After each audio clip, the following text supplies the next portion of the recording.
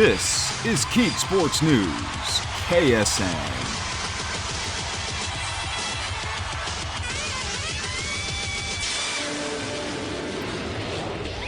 Hello, wrestling fans, once again. Or I should say, hello everyone. I am your reporter, Keith, from Keat Sports News.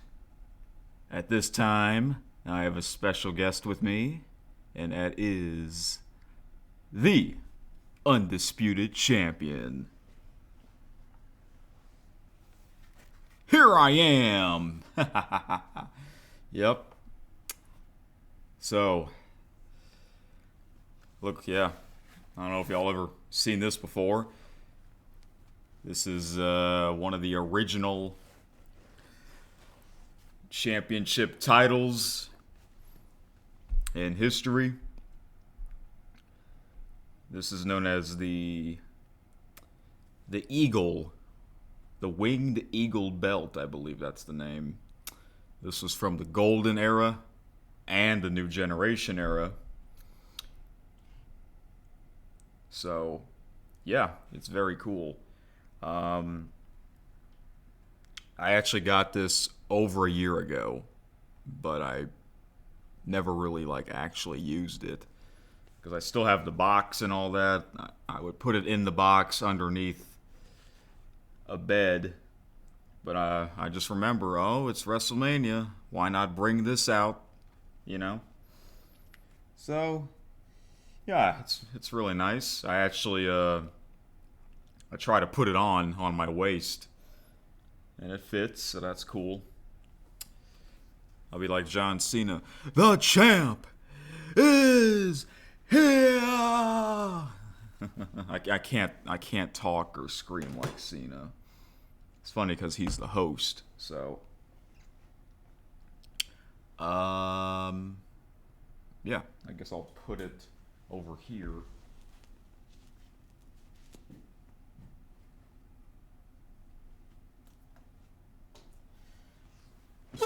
All right, so, yep, welcome to another big episode of KSN. For those of you that actually follow the episodes, which not many of you do, unfortunately, but I don't know if any of y'all are WWE fans or if you watch today's product, or if you only watch WrestleMania like some fans do. Yeah. If not, then there's no need for you to listen to this episode, so don't waste your time. I guess if none of you watch the product, or if none of you have watched WrestleMania or read the news or seen any clips, then oh well. I guess this episode is just for me. So, but who knows, there might be some that actually do want to know, or want to know my thoughts on WrestleMania 42. And that's all I'm going to talk about. This is only wrestling talk. I'll be back on Thursday, I believe. Or no, Friday. Either Thursday, well, I don't know exactly. Thursday or Friday, I'll be back for... Actually, wait, hold on. Because I made a list of on when I'll come back. Okay, I'll be back on Friday, April 24th. So in 3 days. All right.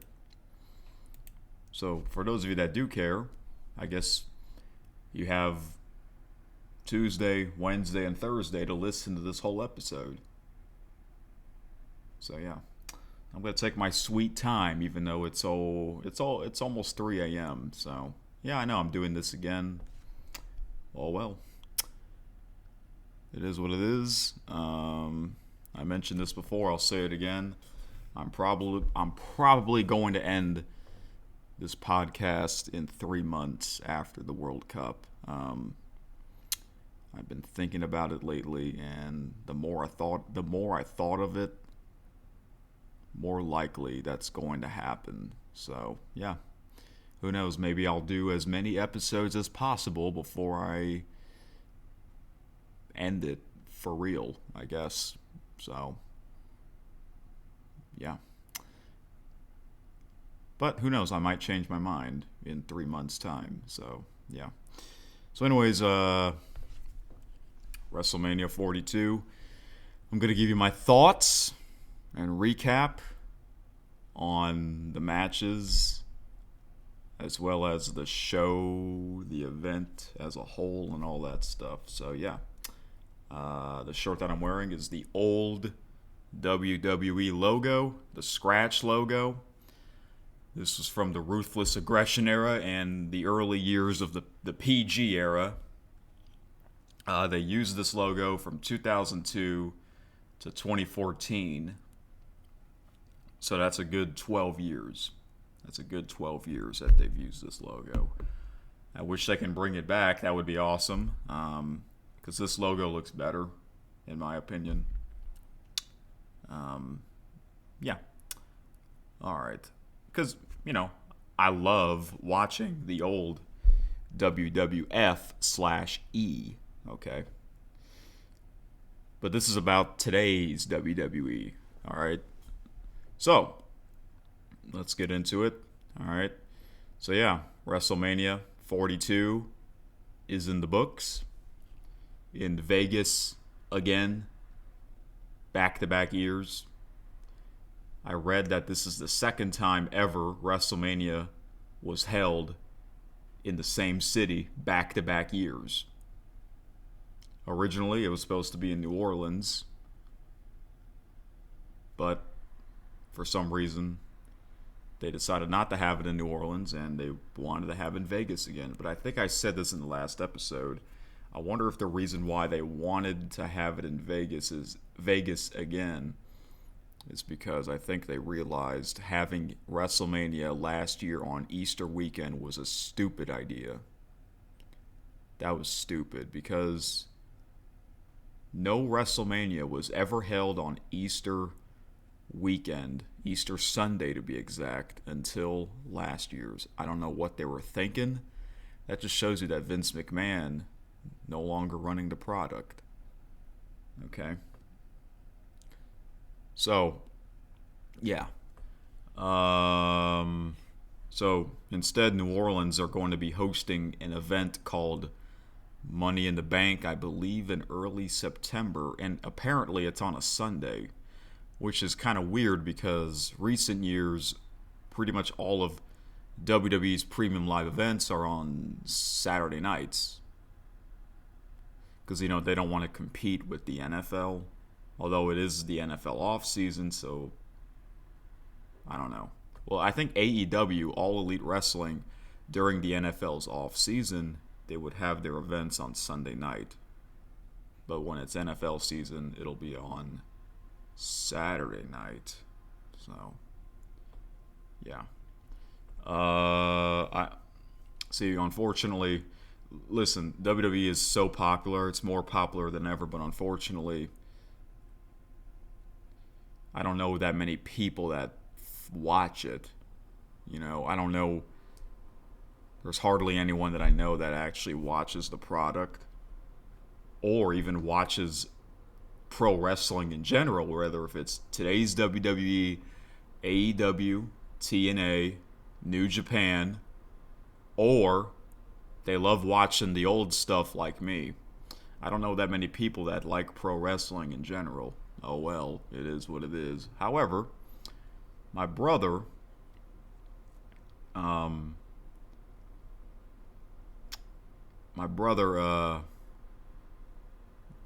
is into it, I think he was into it. I don't know if he follows it as much, but I messaged him, "Hey brother, I'm watching WrestleMania.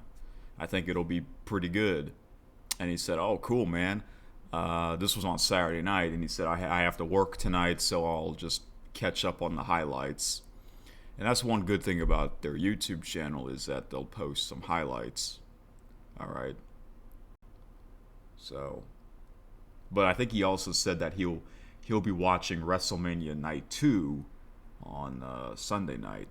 Okay. There's a guy that works at my local mall at the food court. Okay. His name is Terrence, and he's an old pro wrestling fan, and he likes AEW more than WWE.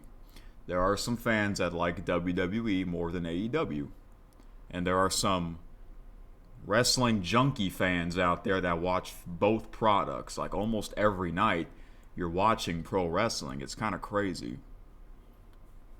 Yeah.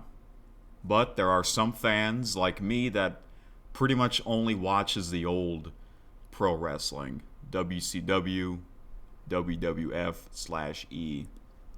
And I mentioned this in the last episode. I'm watching this era called the Monday Night Wars era between the World Wrestling Federation and World Championship Wrestling. And the WWF's era was called the Attitude Era. I've been watching that era, the Monday Night Wars era, for over 3.5 years. So I started in September of 2022, and the beginning of that era was September of 1995. So April 2026, that means I'm on April of 1999.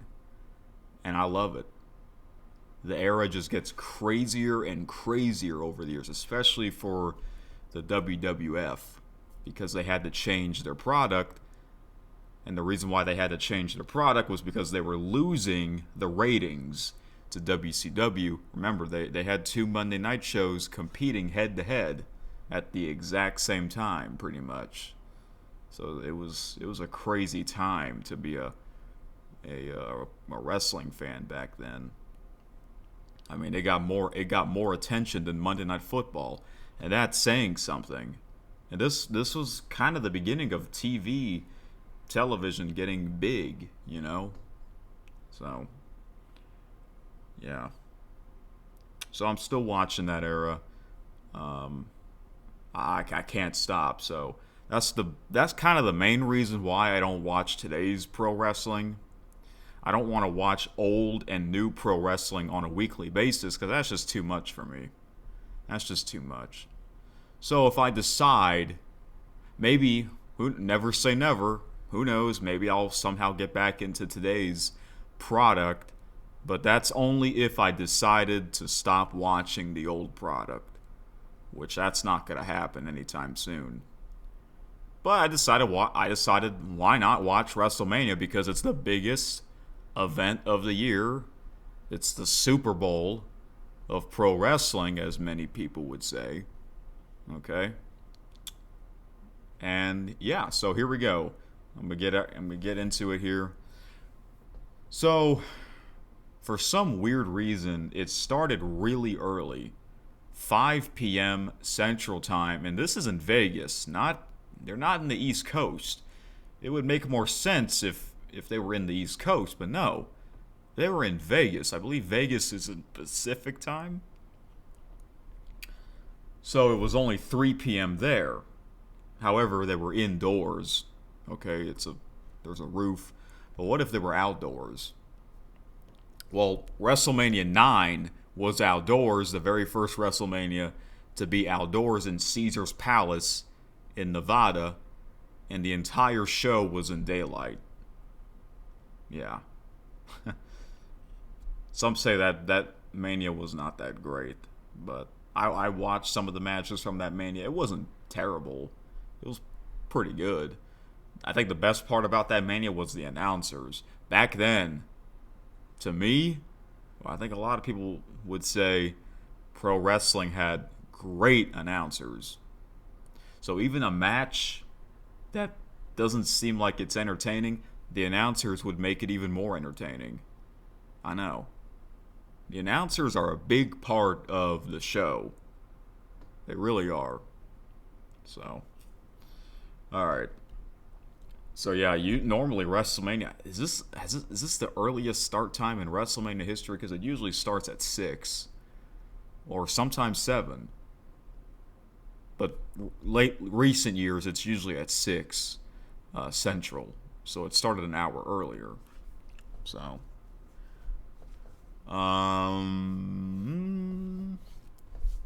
Let me just say this. I watched a lot of clips on YouTube. I think I mentioned this in the last episode where I made my predictions. I watched a lot of their compilation videos of the storylines, the story of the road to WrestleMania, those WWE playlist videos, such as Becky Lynch versus AJ Lee, Brock Lesnar versus Oba Femi. There's another one that I got into. I don't know, I can't think right now, but I watched those. Okay. Oh, Randy Orton against Cody Rhodes. CM Punk against Roman Reigns. Yeah, they did compilation videos of the storyline, the road to WrestleMania. So that helped me on what's going on. So I was mainly watching those. And I was going to watch the countdown show. They had a WrestleMania countdown show on your YouTube channel, but I didn't get to watch it live. So, this is going to sound weird, what I'm about to say. I watched the countdown show after night 1 ended. I did. I'm just like, why not? Because I still had the time. Okay.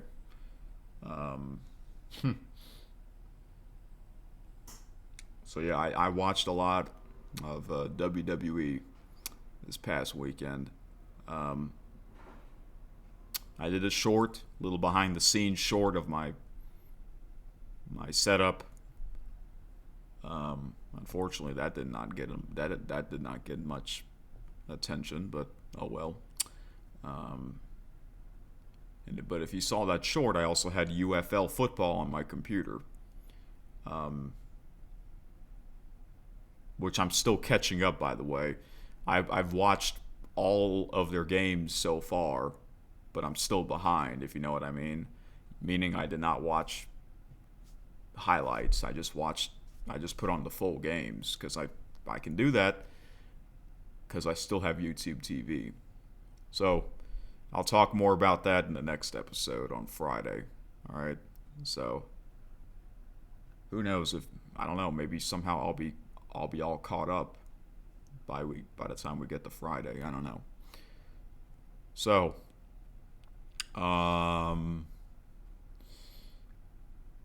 Okay, let's get into the matches, shall we? I know you guys, if any of y'all are actually want to hear my thoughts, you're probably just waiting and waiting and waiting for me to talk about the matches. Alright. Well, I gotta be honest, I did not watch all the matches. There were a few matches that I missed. Okay. So, I put on someone's live stream of him watching WrestleMania so I can, watch his reaction while watching the matches. His name is Tyrone Magnus. He is one of my favorite YouTubers. He is a gamer. He does gaming streams. He does a lot of videos because this is what he does for a living. All right. He mainly does news articles, review videos, movie reviews, sometimes unboxings, but a lot of reaction videos. So that's what he's well known for. So he's been doing that for quite a long time. All right, and his channel started off as a wrestling talk channel. All right. So I put on his stream, and because I like to hear him talk about wrestling from the past, because he grew up watching the 80s, the golden era, okay, also known as the Hulk Hogan era.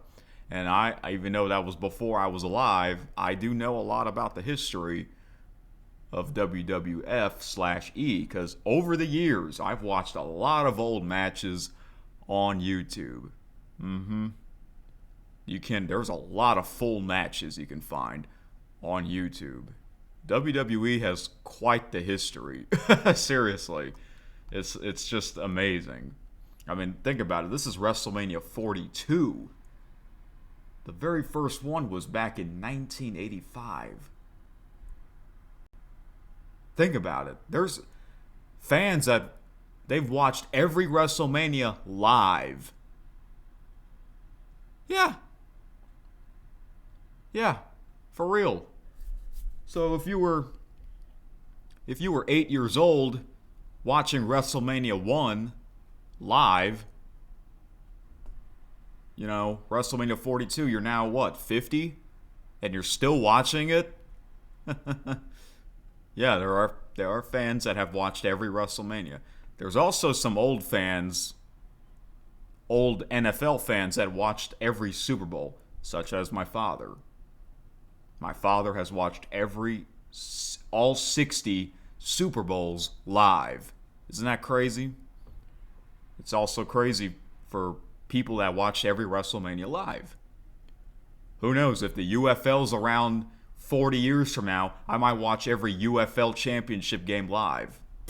I mean, that'd be crazy if the UFL is still a league in 40 years. Well, hey, who knows?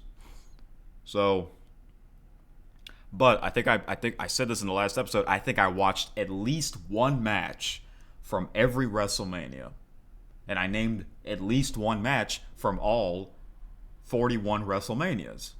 I mean, that's saying something. Yeah, that is saying something, man. So there you go. That just shows you I know quite a lot of the history.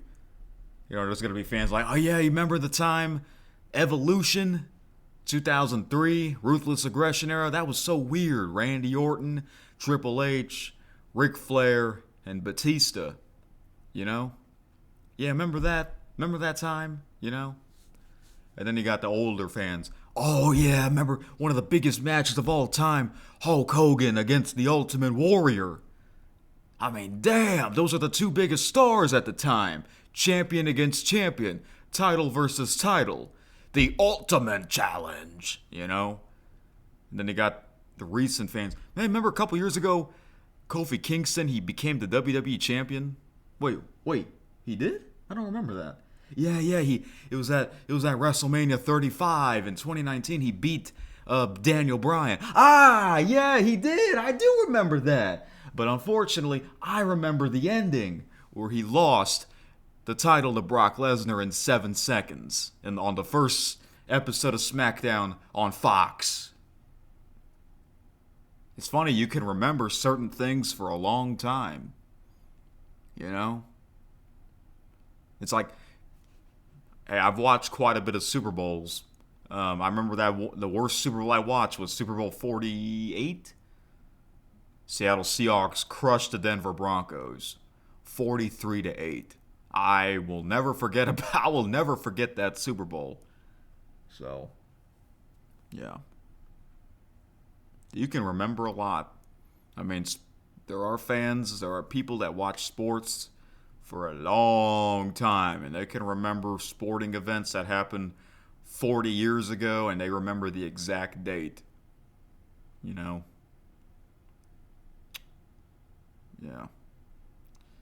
Okay, so there you go. So yeah, I was in the mood to watch this WrestleMania because why not? Because my favorite YouTuber, Tyrone Magnus, he got back into watching it over the past year. And before that, he wasn't really watching it for years. So without his stream, it wouldn't be as entertaining for me. But because of his live stream, his live reaction, it made it more entertaining for me. So, yeah. For some reason, this WrestleMania was kind of late this year. The third weekend in April, just like last year's. Because back in the old days, it's usually on the last Sunday of March.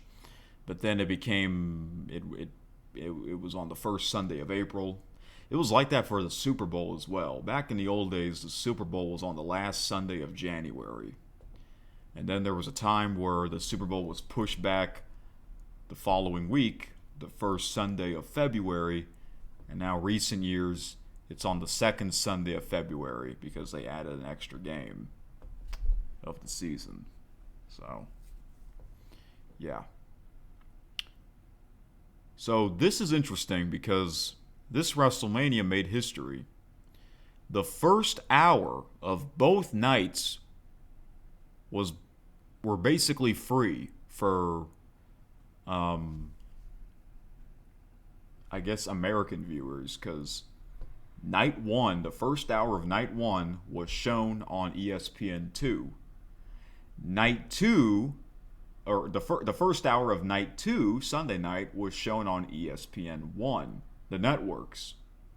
Basically free. I mean, that's amazing. It's almost like this is this was like WWE's apology or something to their fans. And I heard that, I mean, I get it, it's WrestleMania, it's the biggest event of the year, but damn. I wonder how much those seats cost.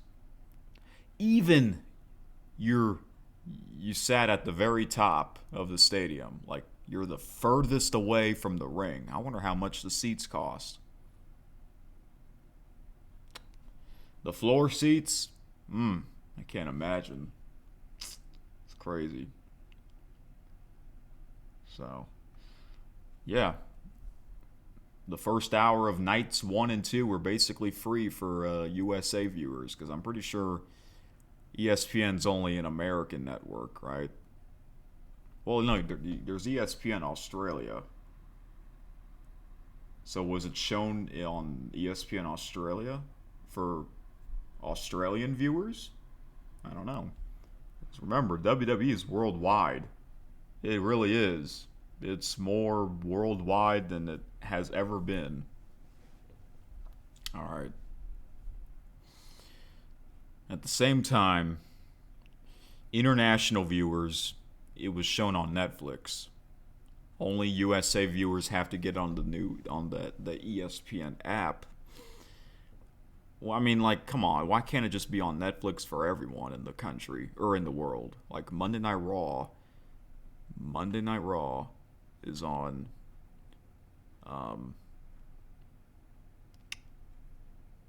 Netflix for everyone in the world, you know?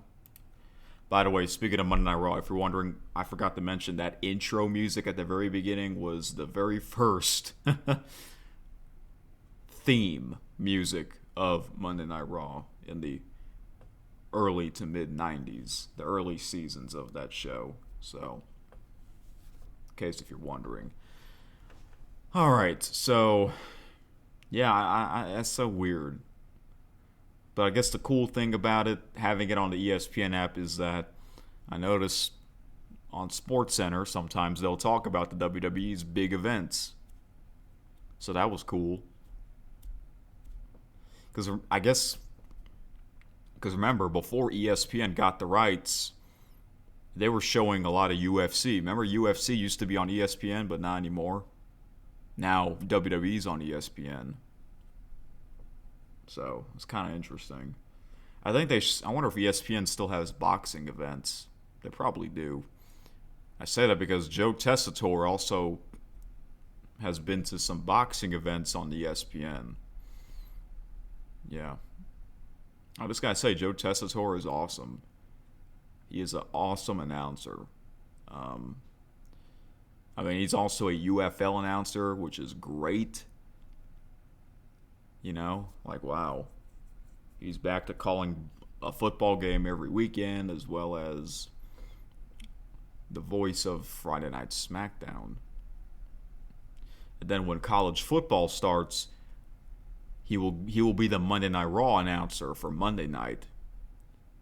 Yeah, and Michael Cole will be the voice of SmackDown, which is cool. So, yeah. Okay.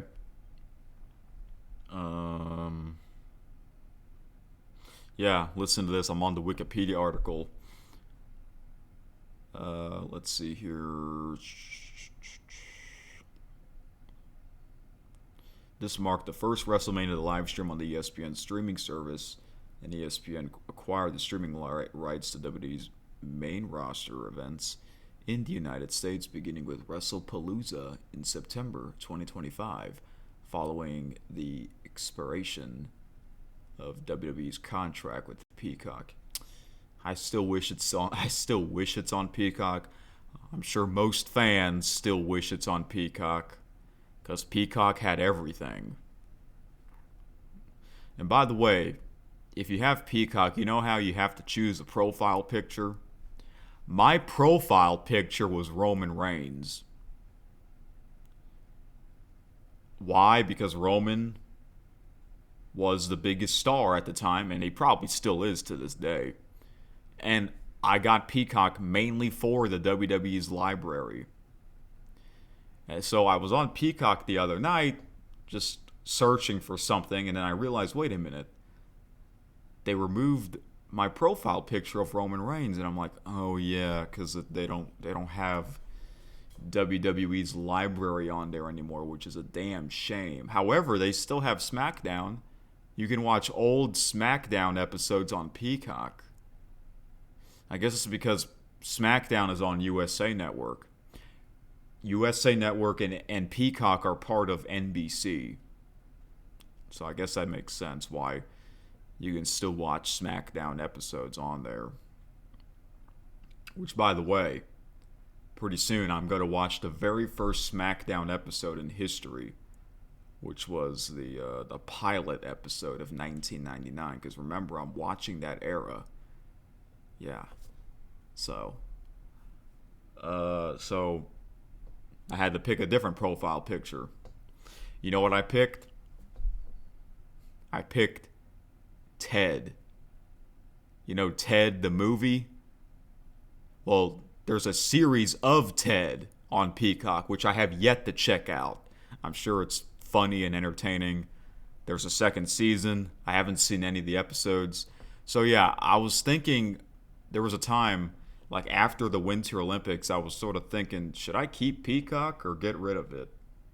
Because I was on Peacock a lot when WWE's library was on there. But then I made a decision, I'm going to keep it. Because I would like to watch that Ted series, as well as The Office, the Superfan episodes. Okay, because that's a show that people still talk to this day. And WWE Friday Night SmackDown, the old episodes are on there. So, yeah, and the sporting events. Sometimes, once in a while, I'll put on a sporting event on Peacock. So, yeah.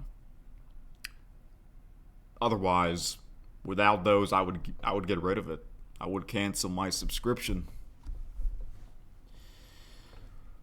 Okay.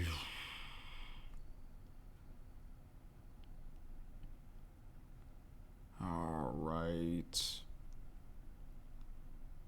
ESPN had originally been slated. This is what it says. ESPN had originally been slated to begin broadcasting main pay-per-view and live streaming events in the United States with WrestleMania 42. However, as Peacock's agreement with WWE referred to the airing of a specific,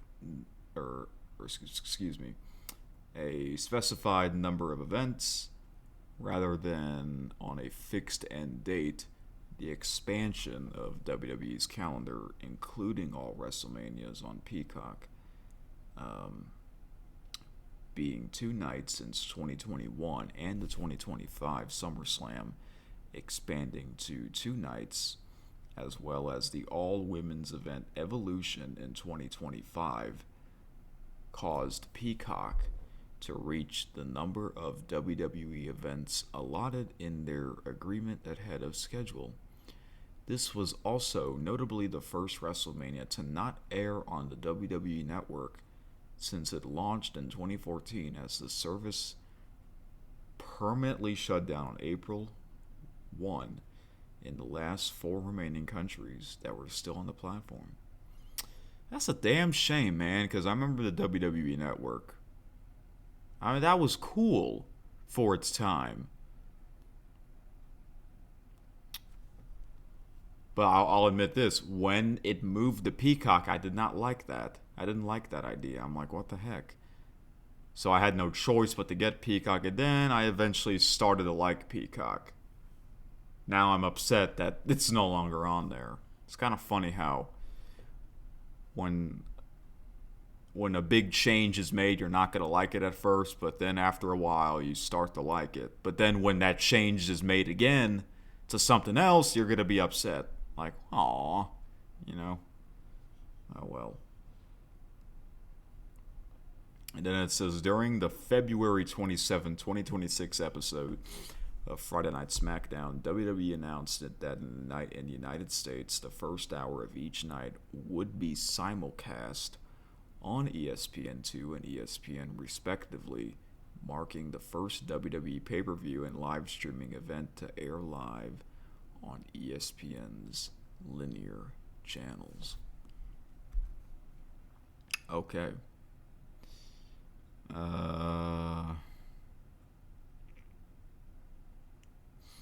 Oh yeah. So if you watch WrestleMania every year, you know how they have the Hall of Fame ceremony. I was going to watch that after WrestleMania, but for some stupid reason, it's on the ESPN app. I'm like, what the hell? It's normally on YouTube. YouTube had the countdown show, but not the actual Hall of Fame ceremony? Really? But here's what made me upset. It's on YouTube for viewers that are not in the USA. It's only on the ESPN network for viewers in the USA, just like the premium live events. Like, are you kidding me?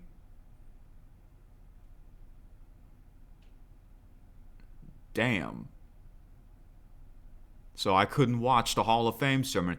They had some highlights, but I prefer listening to the full speeches. It was a pretty good lineup. Let's see. Who do they had? The Hall of Fame. So they had Stephanie McMahon, which I heard she talked for like an hour. And she has a podcast on YouTube called What's Your Story? I think what it's called. I actually listened to her latest episode with her husband, Paul Levesque, Triple H. So that was pretty interesting. And yeah, AJ Styles. Now, this is weird because AJ Styles just retired at the Royal Rumble.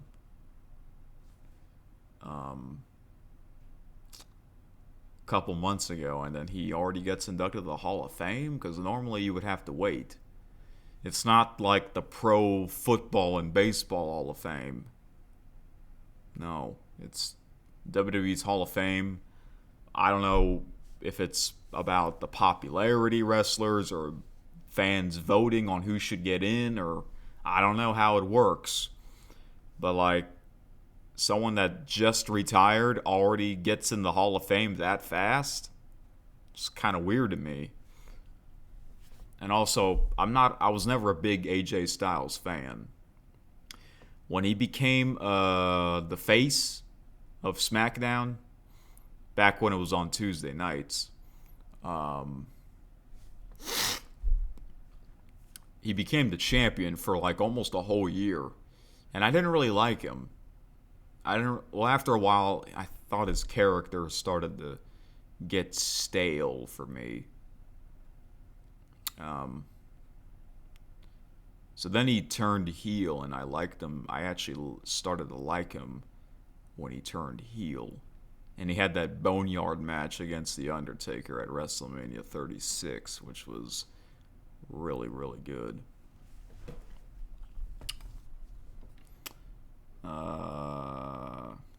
AJ was inducted by Luke Gallows and Carl Anderson. I remember those guys. And then the groups, Demolition, that's a tag team from the 80s. Okay. Celebrity. They have a Celebrity Hall of Fame, and that is Dennis Rodman. Dennis Rodman, fantastic basketball player, 5-time NBA champion. And he was part of the New World Order, which is those 3 letters on the wall behind me. And which was part of World Championship Wrestling WCW, which I'm watching that era, like I said. the Monday Night Wars era. Inducted by Kevin Nash and Sean Waltman. Too bad Hulk Hogan couldn't be there. Yeah, man. Yeah, God rest his soul. And also, God rest his soul to Sid. Sid Udy, also known as Sid Justice, Sid Vicious, and Psycho Sid. It's weird because this is like the opposite of AJ Styles. And what I mean by that is Sidney Udy, that's his real name. I'm just going to call him Sid. Sid could have been inducted into the Hall of Fame over 10 years ago. But for some reason, WWE waited until his death. Yeah, he got inducted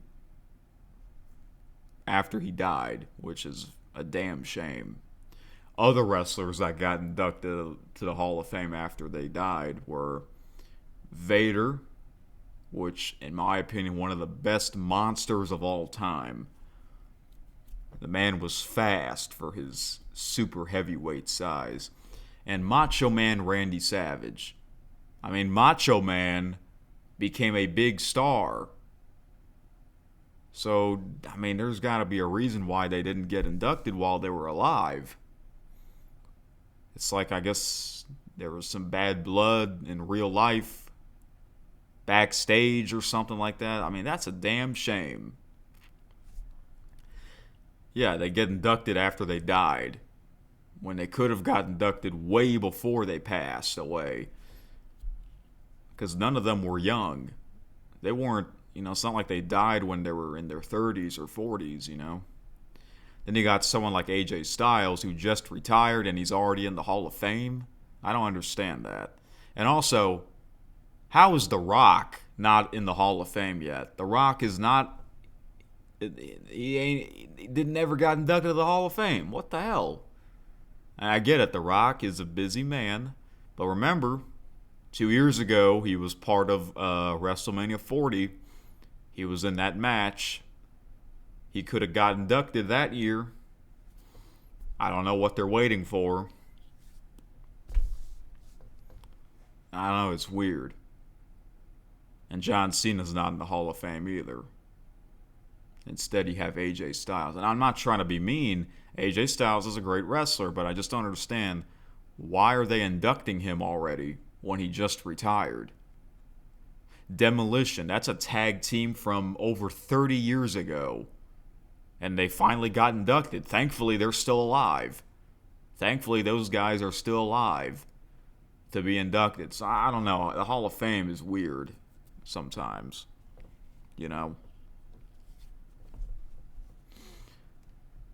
But at the same time, I would love to hear their speeches, but I can't. Because for some stupid reason, the Hall of Fame ceremony was on... Yeah, listen, I'm on their Wikipedia article. It says it aired live on the ESPN app in the United States and on YouTube internationally. The ESPN app for the Hall of freaking Fame? Really? That's stupid. They could have easily had this Hall of Fame on YouTube for everyone, or maybe have it on an ESPN network. The WrestleMania Countdown show was both on an ESPN network and on YouTube for everyone in the world. Why couldn't it be the same for the Hall of Fame? Wasn't last year's Hall of Fame on YouTube for everyone? I don't know if it's gonna say. I'm looking at last year's article.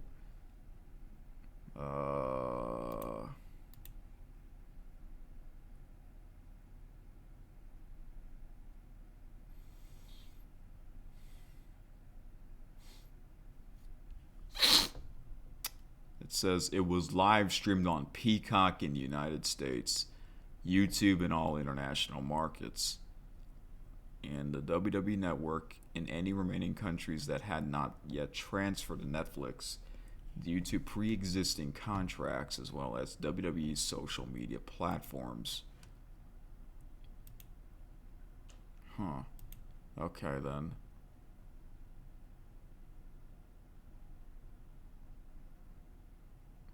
Okay, well, still, it's so stupid that it's not on YouTube for everyone. I don't know. Whatever. And it was aired very late. It aired at, I think, 11 p.m. Central Time. I don't know if it was live or taped.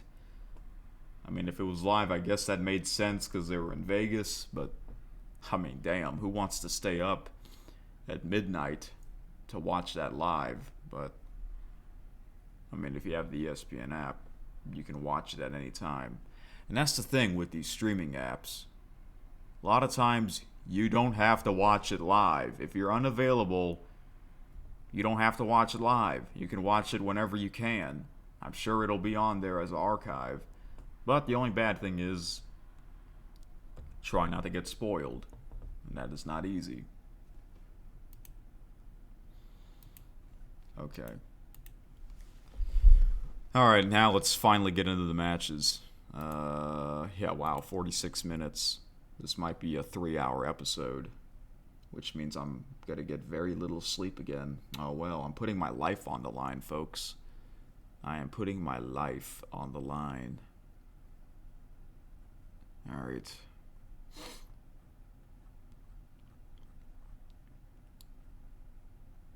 So, John Cena was the host. He came out and... Excuse me. He wore a suit. And I had a feeling he would wear a suit because he's retired. And it was great to see him wearing a suit for a change with his new hairstyle. I wish he wore a suit during his so-called heel run last year during his retirement tour, but he didn't. You know what? I don't think he ever wore a suit on WWE television on, a WWE show event besides the Hall of Fame. Because, the Hall of Fame, the wrestlers do dress up, but I'm talking about like on Monday Night Raw, SmackDown, a pay-per-view. Well, back then it was called a pay-per-view. Every time John Cena came out, he was wearing his same old outfit, kind of. Yeah. I mean, that would have been cool if Cena became a heel and he started wearing a suit while he's not wrestling. So, yeah. Okay.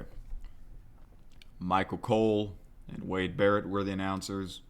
Michael Cole, I think I heard that this is his 25th WrestleMania. That's amazing. That's amazing. He was there for more than half of the WrestleManias. That is amazing. Michael Cole is definitely a future Hall of Famer. And I like Wade Barrett. Wade Barrett's got a great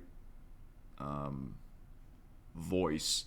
He used to wrestle, and he was a heel wrestler, but unfortunately, his career was cut short, so he became an announcer. Okay. So I mentioned I watched a pre-show after night one ended. Joe Tessitore was the host. All right. So let's go down. I'm just scrolling down, making sure I don't miss anything. Here are the results. So the first match was a 6-man tag team match between the Usos and LA Knight. Okay, 6-man tag team match is 3-on-3. They defeated the Vision, Logan Paul, Austin Theory, and I Show Speed by pinfall. I Show Speed is a famous YouTuber, I think, or internet streamer. And I've never heard of the guy. I've never heard of I Show Speed until I saw him in the WWE. All right. I missed that match because I wanted to get food. All right. Yeah, I know. I'll admit, whenever I go get food for me watching a big event like this, I know I hype myself up when it comes to getting some good ass food. That's what I got. I showed you that in my short. Got some Domino's pizza, although it wasn't pizza. Although I got actual pizza on Sunday night at Domino's again. So I missed that match. That match I didn't really care anyways which team won, but I did see the highlights on YouTube. Man, people don't like Logan Paul. Logan Paul. I remember Logan Paul when he was a YouTuber. I wasn't watching Logan Paul on YouTube, but I just remember hearing about the guy. Him and his brother. Jake Paul became a boxer. Logan Paul became a wrestler. So I know those guys are hated guys, but I gotta give him credit because this is one hell of a way to make a living. And I think they're great. They're great heels. Basically, I think I Show Speed, he turned on Logan Paul, and he joined forces with LA Knight and the Usos. That match was only 7 minutes and 8 seconds. Yeah, because Wikipedia would put the times of these matches. And I heard the fans were complaining because for WrestleMania as a whole, the matches were kind of short and they added more commercials. Wow. That's a damn shame for WrestleMania. The second match, okay, so yeah, that was on ESPN2. Remember, the first hour was free on the ESPN network, so they showed 2 matches on night 1 and night 2 for free. The second match was an unsanctioned match. Jacob Fatu defeated Drew McIntyre by pinfall. That's another compilation video I watched on their YouTube channel, The Road to WrestleMania. I actually wanted Drew McIntyre to win after he lost his championship, but I was not surprised that Jacob Fatu won. I hope McIntyre's not going to be on this losing streak, you know. I hope he gets his championship title back. I feel bad for the guy because he never had a WrestleMania moment. Well, he did, but it was in 2020, the pandemic year, in front of no one. No fans were allowed because of the COVID virus. He had a huge victory, and he shared it in front of nobody. And he never had a big WrestleMania moment like that ever since, which is very unfortunate because, I mean, damn, that was 6 years ago already. The match itself was pretty good, though. Jacob Fatu against Drew McIntyre in an unsanctioned match. I was surprised they showed that on ESPN television for free. So then the rest of the show was on the ESPN network, or app. So then the next match was a Fatal 4-Way Tag Team match for the Women's Tag Team Championship. 4 teams were going at it. So that's a total of what? 8 wrestlers in this match. And there was a big surprise return. That's right. Paige came back. And I remember Paige before she left the WWE to go to AEW. I'm like, wow, she actually came back. And they made a movie about her called Fighting with My Family. It's a pretty good movie. I'll have to rewatch that now that Paige came back. Originally, so Paige teamed up with Brie Bella Brie Bella has a twin sister named Nikki Bella. Apparently, Nikki Bella was unable to compete due to an injury. So she said, I called an old friend, and then Paige came out, and then the crowd went, whoa! But I heard, because I was watching Tyrone Magnus. Remember, I'm watching someone watching WrestleMania, so it was like I was watching it with him. And he was saying that this was a big rumor. And I'm like, wow. Guess the rumors were true. I did not know. You know why? Because I don't follow the product. I don't follow rumors. Because that kind of spoils it. A lot of the rumors, they do become true in a way. I rather not look at the rumors and be surprised. Like, oh, she's back. So, Paige teamed up with Brie Bella. And guess what? Paige's first match in the WWE in many years. She and Brie Bella win the Women's Tag Team Championships. I did not expect that at all. So the champions heading into this match were the Irresistible Forces, Nia Jax, and Lash Legend. I thought they would keep their titles, because remember the last episode was my predictions. I thought they would keep their titles, but no. But they lost it to the most unexpected team. I'm like, okay, there's no way the Bellas are gonna win the tag team championships. They were the last team I expected to win, to walk out as tag team champions, but I was wrong. That was a surprise, a double surprise for me. Paige came back, and then she wins the tag team championship titles with Brie Bella. So the other teams that were in this match were Charlotte Flair and Alexa Bliss. And the last team, Bayley and Lyra Valkyria. And that match was only 8 minutes and 33 seconds. Kind of short for a WrestleMania match. So then the next match was another women's match. It was the Women's Intercontinental Championship between AJ Lee, the Intercontinental Champion, against the challenger, Becky Lynch.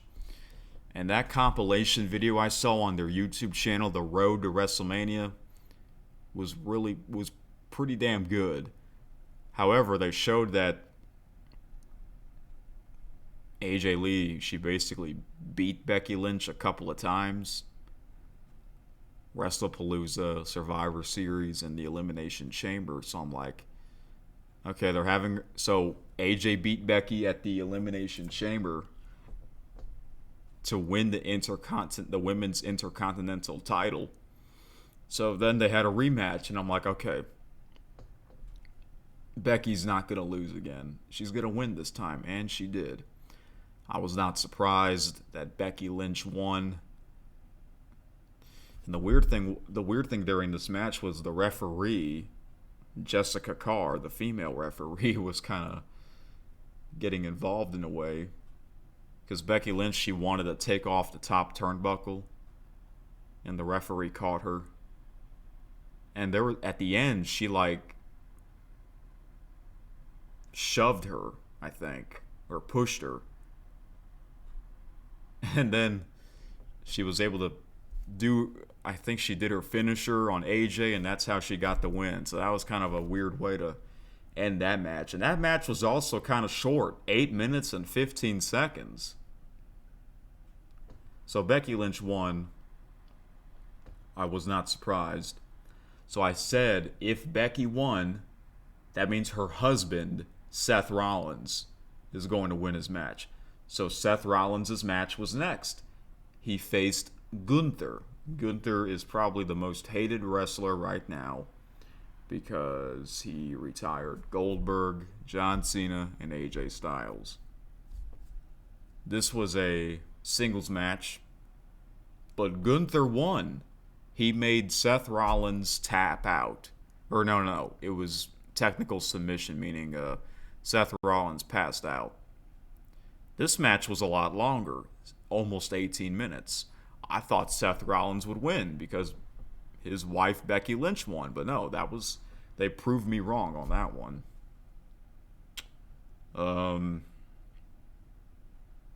Yeah. And then there was a third women's match, the Women's World Championship, between Stephanie Vakir, which I'm not familiar with. There's quite a bit of wrestlers that I'm not familiar with because I don't follow the product. But she was the champion for, I think, a while. Okay, and she faced Liv Morgan. I remember Liv Morgan when I got into WWE in the late 2010s. She was with the Riot Squad at the time. It was a heel faction. But ever since the Riot Squad split up, Liv Morgan became a singles competitor. And man, they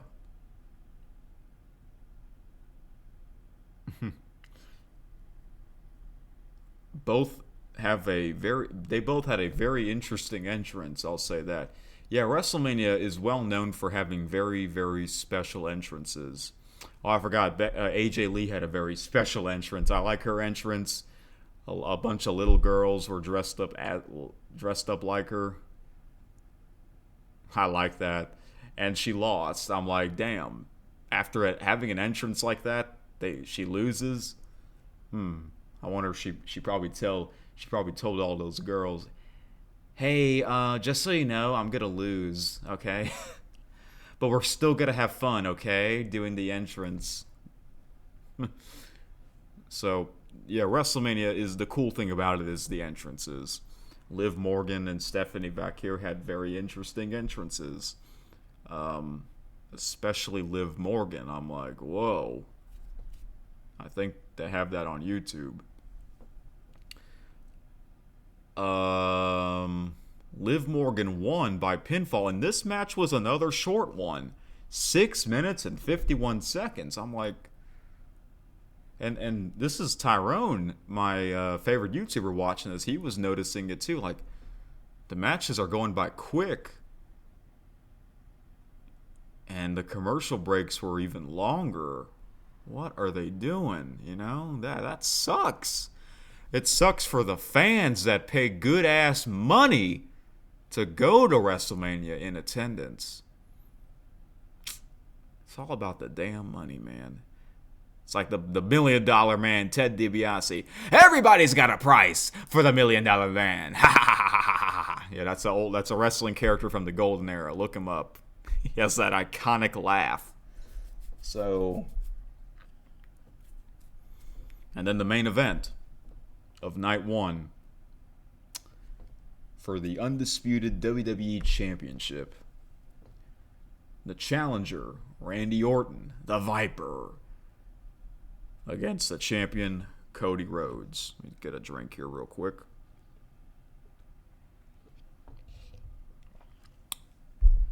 So, this match was a singles match. Randy Orton was looking to win his 15th world title, which I was cheering for. I was cheering for Randy. I wanted him to win this match, make history. Because I look at it like this. Okay, last year John Cena made history. He defeated Cody Rhodes, although it was by help of a man named Travis Scott. Well, this year, Randy Orton can win, right? Well, apparently, people did not really enjoy this match, mainly because of the involvement of Pat McAfee and Jelly Roll. Two celebrities got involved in the main event. And that's what people didn't like. And I get that. I understand that.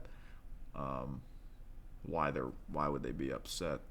It's weird that Pat McAfee got involved in the storyline 2 weeks before WrestleMania. I'm like, what the hell? It's like a last second decision. And by the way,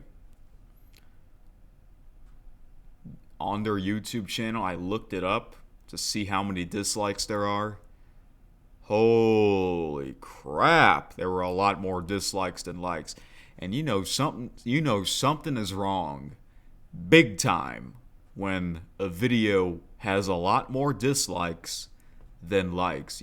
Something is wrong with big time.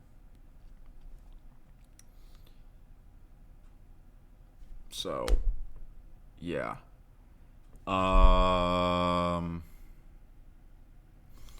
So apparently, Pat McAfee said, if Randy Orton loses, I'm leaving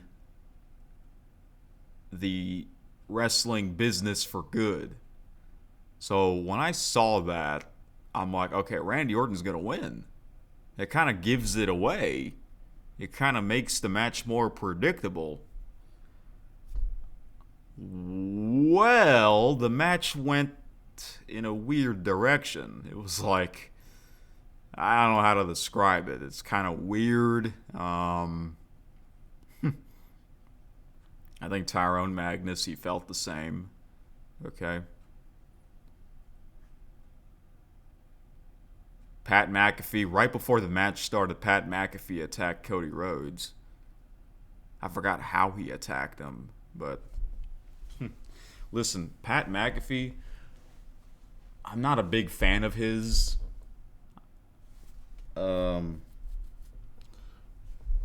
See, when he first came to the WWE, he became like an announcer with Michael Cole, and I didn't really like him. I found him very obnoxious. I did. I found him kind of obnoxious, and then he became this. He became one of the guys on ESPN's College Game Day show, and I basically disliked him even more. I'm like, okay, this guy, who the heck does he think he is, acting like this? Because he used to be an NFL punter for the Indianapolis Colts, but like, that's about it, I'm not trying to be mean. Like, hey, I have all my respect for NFL punters. I don't remember watching McAfee when he was a punter. But he's also a big fan of pro wrestling. And somehow he got involved. He got invited to WWE, and he became this announcer. And I don't know. He has like a weird voice, in my opinion, as a commentator. So I wanted him to turn heel because I might like him. I'll probably like him or dislike him less if he turned heel. Just like AJ Styles. Mentioned AJ Styles.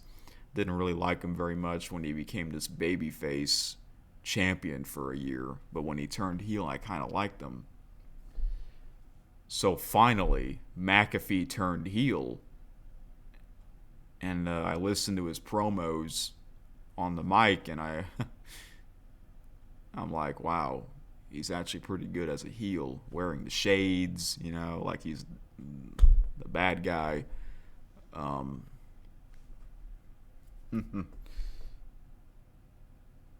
then I don't know how Jelly Roll got involved. I forgot how he got involved in this match, but this match was not that great. Cody Rhodes against Randy Orton. So Cody Rhodes, he took out Pat McAfee, and then Jelly Roll took out Pat McAfee, and then Pat McAfee had to be carried off in a stretcher, and then he did the thumbs up to the crowd, and then he did the middle finger. What the heck? I'm like, okay, I guess WWE is not PG anymore.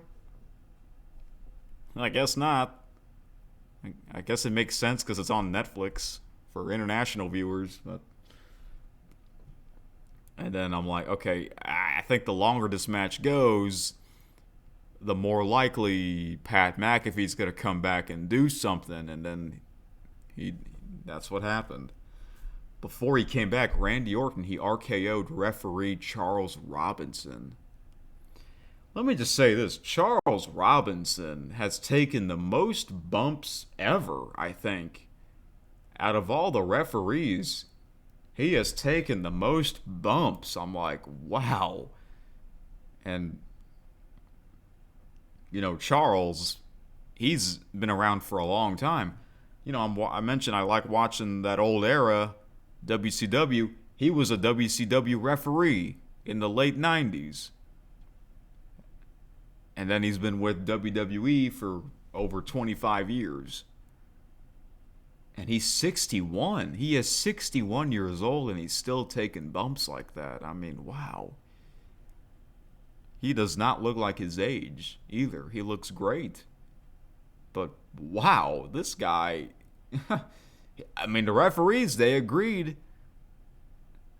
He agreed to let Randy Orton RKO him. And he did, out of nowhere. So then I believe Orton, he hit a RKO on Rhodes. And then there was no referee because Charles Robinson got hit with a RKO. And then Pat McAfee came back with a freaking neck brace, wearing his own referee shirt. And it was funny how the way he was jogging or running down the ramp, I don't know, just watch you find the video, watch his legs or his feet. The way he was running down the ramp was kind of funny with the shades on. And then I'm like, oh, is he going to count the 1, 2, 3 really, really fast? Well, for some reason he didn't. He was a slow count. And then Randy Orton RKO's McAfee. And I'm like, okay, what the heck is going on? And then Cody Rhodes does his finisher on Orton, the Crossroads, and then Charles Robinson wakes up and he counts the 1, 2, 3, and that is how Cody Rhodes wins. He retains a championship, and I was like, damn it. Because I wanted Orton to win. I mean, I like Cody Rhodes, but I'm not like I feel like after a while his character is going to get stale for me. Because when he beat Drew McIntyre to win that championship, there were a lot of dislikes on their YouTube video. It's almost like, what the hell is WWE thinking? Why are they doing this? Why are they making these stupid decisions,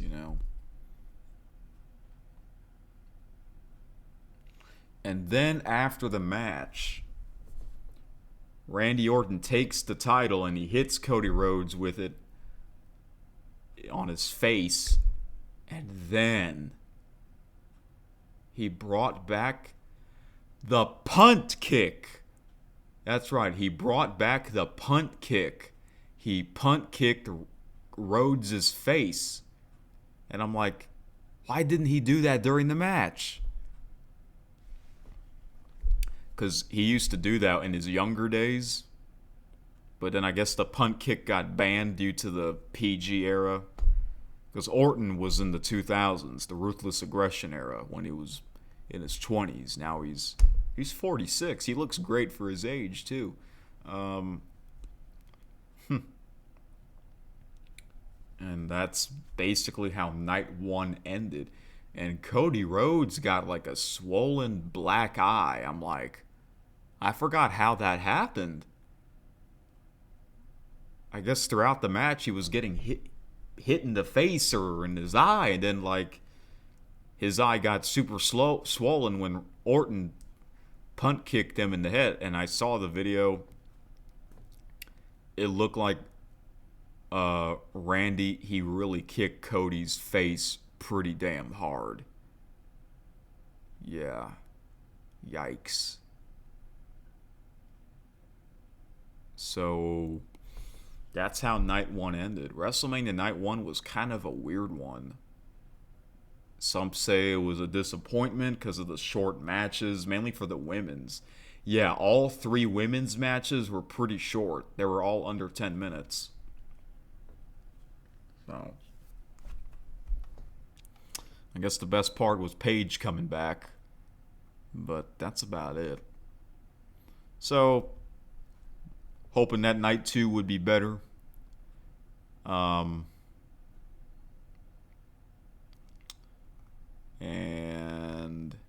yeah. Okay, so there you have it for my recap of night 1. And yeah, I'm actually going to do a separate clip of night number 2, meaning I'm going to put these clips together. So yeah, I'll be back for night 2. Instead of, might as well put them all in one big episode,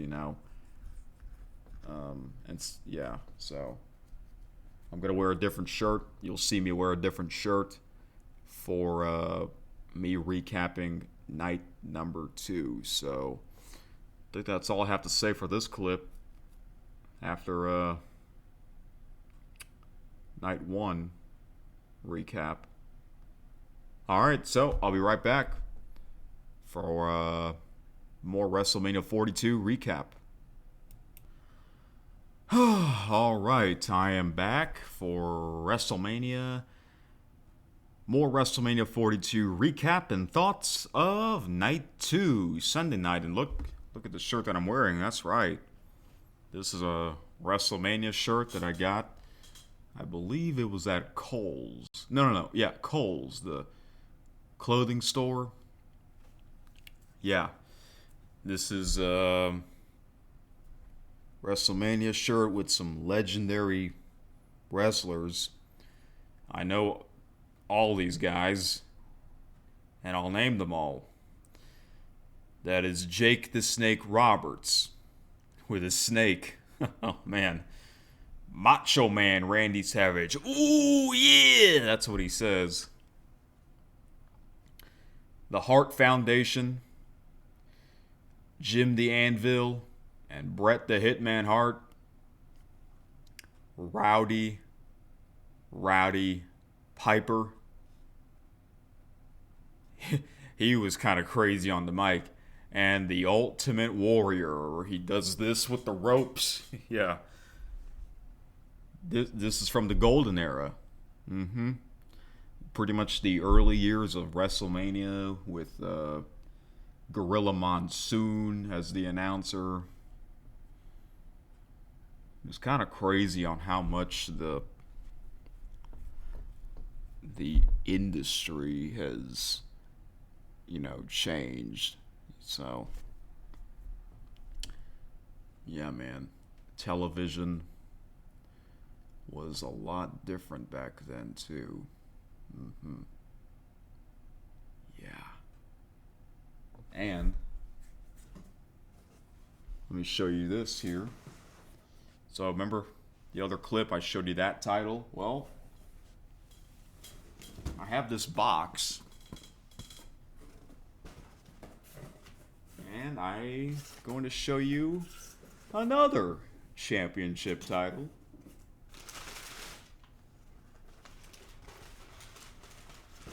Here it is. Look at the size of this thing. That's right. This is the WWF. There's the scratch logo, the old logo. World Wrestling Federation Champion from the Attitude Era, which is the current era that I'm watching. Many say that was the best era ever, and I think it was too, because there were a lot of well-known wrestlers at the time. Really entertaining. Look at the side panels. It has the like some lions on here. Oh gosh, I better not drop it. This thing is heavy too. This thing is heavy. If you're watching, look how nice this is. Yeah, this one is much bigger and heavier than that one. This thing is gigantic. So you're probably wondering, or wait, before I tell you this, I was using this title. I got this over a year ago for the Halloween party. Yeah, if you follow my main channel, every year I post the big Halloween party movie clips. Well, in 2024, I dressed up as the SmackDown referee, that was the shirt that I was wearing in the last episode, okay? And I was using this. I had this title with me during the Halloween party of 2024, okay? And man, this thing was really, really heavy. So, yeah, I barely use it. A lot of times it's in the box underneath the bed. And this thing is so heavy. It's crazy. That just shows you how big and strong these wrestlers really are. Because a lot of them, they work out. They work out. They build their muscles. Maybe I should start working out and just do this. I don't know how much. I think this is like 10 pounds, but it feels like it's 20 pounds or something like that.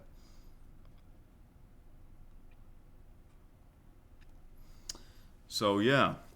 So you're probably wondering where did I get this from? How did I get this, as well as that one, and how much do they cost? Well, first of all, I've always wanted to buy a wrestling championship title belt. And you know how WWE has their WWE shop? Well, the plan was for me to buy a championship title belt on their shop. So before I bought one, I made sure to, I wanted to look at all of them first and before I came up with a decision. So then I finally came up with a decision. And for some reason, I couldn't buy it. I put in my debit card info and all that, just like what you do in other websites whenever you order stuff, purchase things online. For some reason, it wouldn't work on WWE Shop. So then I think I also tried on another website, Fanatics, because Fanatics is part of WWE Shop, and that also didn't work. I'm like, what the heck? Are they all out of stock or something? Because if you're out of stock, the website would say so. So then I decided to try eBay, and that is where I got these titles from, eBay. I believe that one cost $150, around $150 or so. This one cost, I think, over $300. And WWE Shop, their titles, they are expensive. Some of them, they cost over $400, which is crazy. I don't know if it's worth it, but yeah, I bought these. I spent like a good $450 on both of these titles. So, and I like them, and they look brand new too. They don't look like they're that old or all. It doesn't look like it. They don't look like they're beat up or anything. So. I'm glad I finally got something like this. So, a lot of times it's in the box. Both of them, a lot of times they're both in the box and underneath the bed. So, there you have it. Maybe I'll bring this back at this year's Halloween party. Last year I dressed up as a baseball umpire. Maybe I'll go wrestling theme again. I don't know. Because lately, yeah, I've been dressing up as an official or an umpire, something, nothing fancy, But how awesome is this that I actually have something like this? Because why not? And this is perfect. This is what their championship title, this is their championship title in the Attitude Era. Before this one, it was that one. The eagle, the winged eagle belt, or whatever that's called. So, yeah, it's awesome. I guess I'll, should I put this on my shoulder the entire time? It looks too big on me. This is like for heavyweights. I'm not a heavyweight, so yeah, I'll just put this in the background.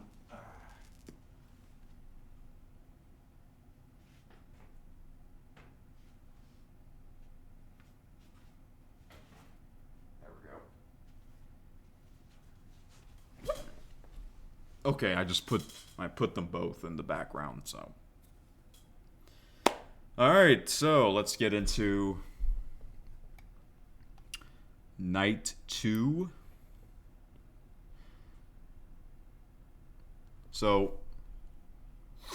excuse me. So, night 1 had 7 matches. And I forgot to mention this in the other clip. Night 1 lasted almost 4 hours, believe it or not.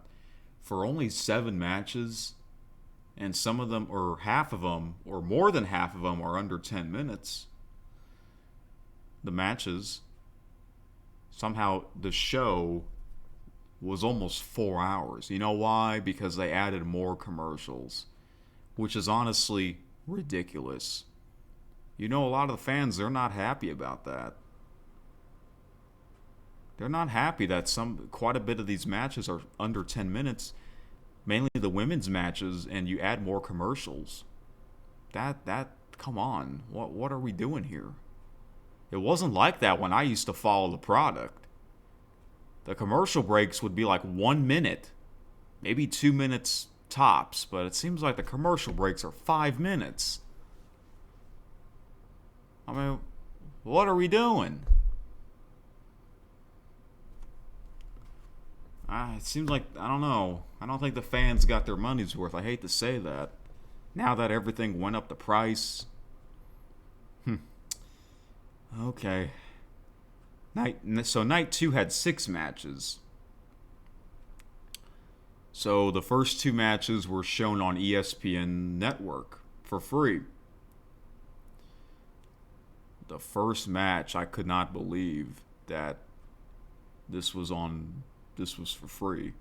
The heavyweight showdown between Brock Lesnar and Oba Femi. I could not believe that not only this was the first match, but it was also on ESPN Network for free. Like, wow, that is saying something. So I watched the compilation video, The Road to WrestleMania, between these two. So Oba Femi, he made his debut at the Royal Rumble match a couple months ago. And they had a little face-off with Oba and Brock had a face-off in the Rumble match. And they were going at it, and then I forgot what happened exactly, but basically Brock eliminated Oba. And then Brock wanted to challenge whoever at WrestleMania. And Oba was the one to answer Brock's challenge. I guess it makes sense because of the Royal Rumble face-off. Man, Oba Femi is like the next big thing in the WWE.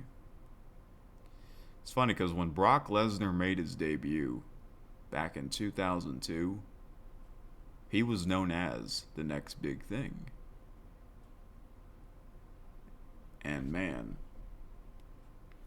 this was a heavyweight match for sure. I just could not believe that this was free. This was the first match, you know. Actually, this was probably the match that people were looking forward to the most. Not only in night 2, but also the entire WrestleMania broadcast, or the event. So, yeah. This match, I actually picked Oba Femi to win. For once, I hardly ever pick against Brock Lesnar. The thing is, Brock Lesnar is much older than Oba, and Oba looks more powerful than Brock, and he's bigger. Sometimes size matters in wrestling, or I think a lot of times it does. So I made sure not to miss this match because I was going to get food again. I usually don't get food. That's my problem. I don't get food in time before the event starts. But I made sure I didn't want to miss this match, the very first one. Also, I was able to watch the countdown show before night 2 this time. Yeah.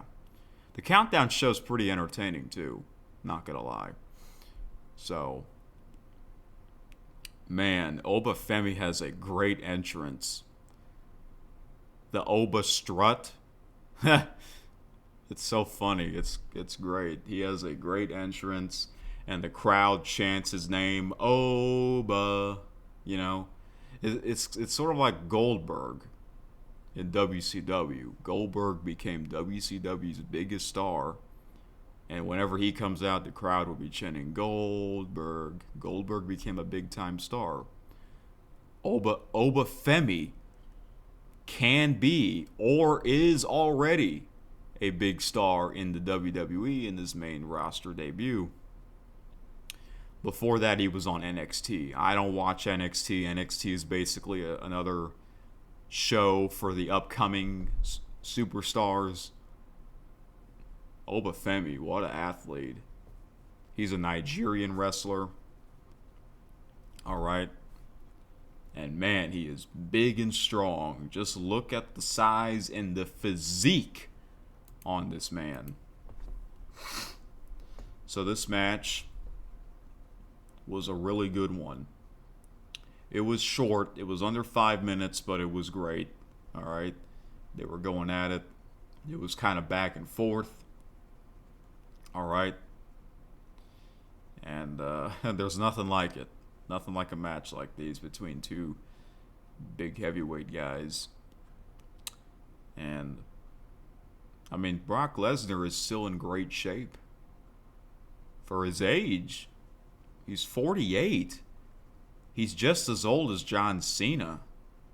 Isn't AJ Styles also 48? CM Punk, I believe he's 47. It's kind of crazy. Randy Orton's 46. I mean, these guys are all in great shape. But I think Brock Lesnar's body has not changed one bit, it seems like. So, yeah.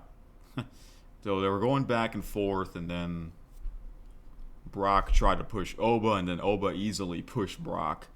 And then Brock would try to clothesline Oba a couple of times. But then Oba, he does his own clothesline, and down goes Brock, right? And then Brock, there was a time where Brock took over his offense, and he delivered some German suplexes. And I'm just like, wow. He can still deliver those German suplexes real good.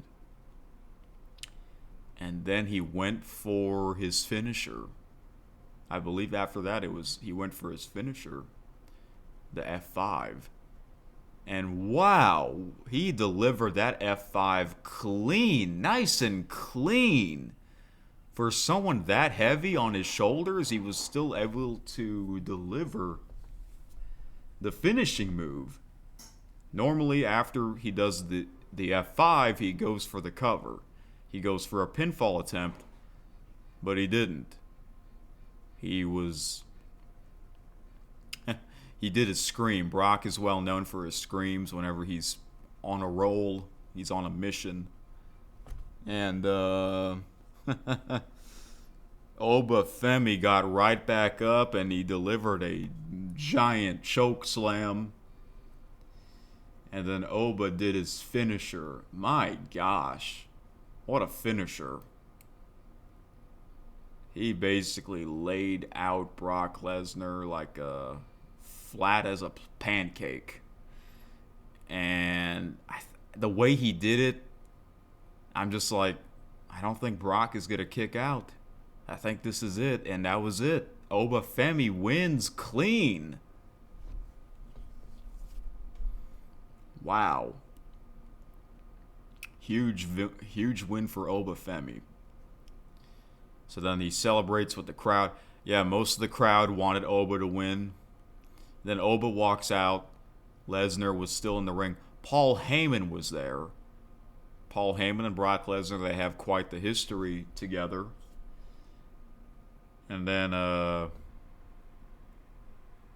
after Oba's music stopped playing, they were showing Brock in the ring.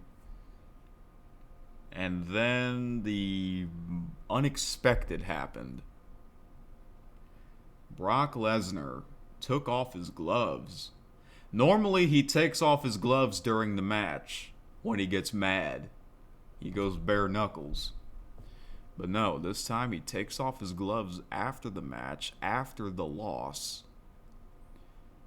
And then what shocked the crowd was he took off his boots.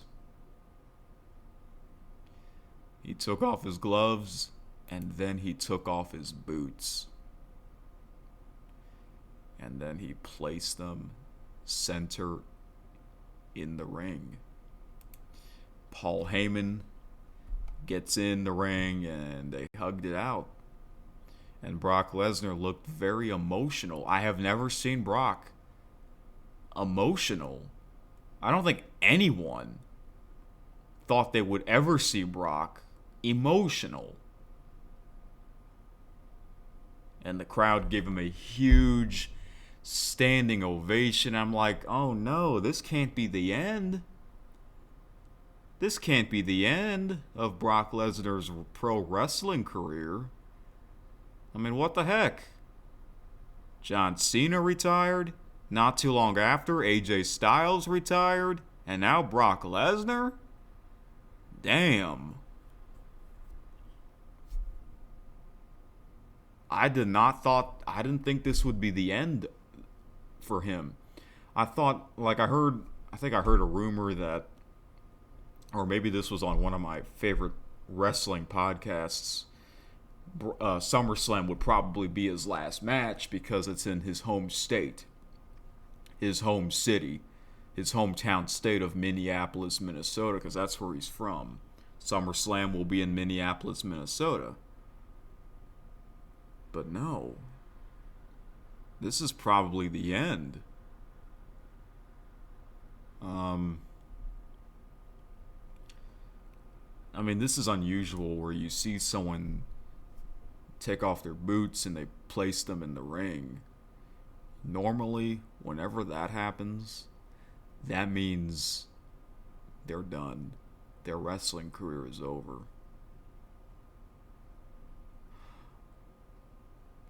But maybe not. According to Wikipedia, I remember I went to Wikipedia's article on Brock Lesnar, and it says that he retired. But then I went to it again, and then they took that off. So technically, Brock Lesnar is not retired yet, although it may seem like he is now. Remember when The Undertaker originally retired after WrestleMania 33 against the Roman Reigns? He took off his coat, and then he took off his hat, and he placed them in the center of the ring. And then everyone thought that was it. Undertaker's career is over. But then Undertaker had a few more matches after that over the next couple of years. And Undertaker, he went on until he's in his mid-50s, I believe.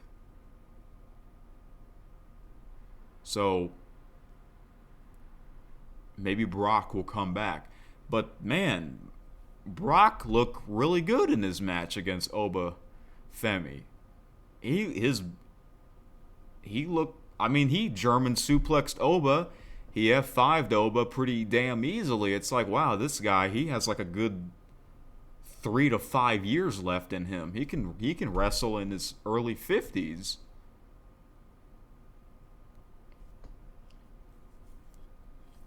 I don't know. Maybe. I don't know. We don't know if this is really the end.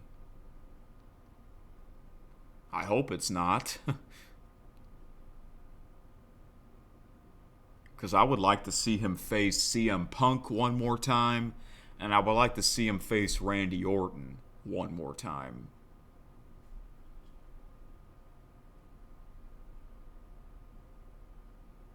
If I had to pick one, I would pick Orton, because they were both from the Ruthless Aggression era.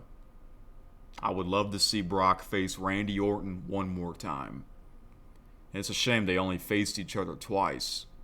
They could have easily faced each other plenty of more times, you know. I hope this ain't the end for Brock Lesnar, but damn, that was emotional. And I just could not believe that match was on ESPN television. So we don't know for sure if he's retired, but it looks like he may be. Yeah, great match, but man, that after the match, that was a very unexpected moment. Brock Lesnar is one of the best to ever do it. The only man to win the college wrestling national championship, winning the WWE Undisputed Championship, and then winning the UFC Heavyweight Championship. That may not ever happen again. I mean, what an athlete. Brock is one hell of an athlete. And I heard that people say that Brock Lesnar, he makes the wrestling matches look real. And he does.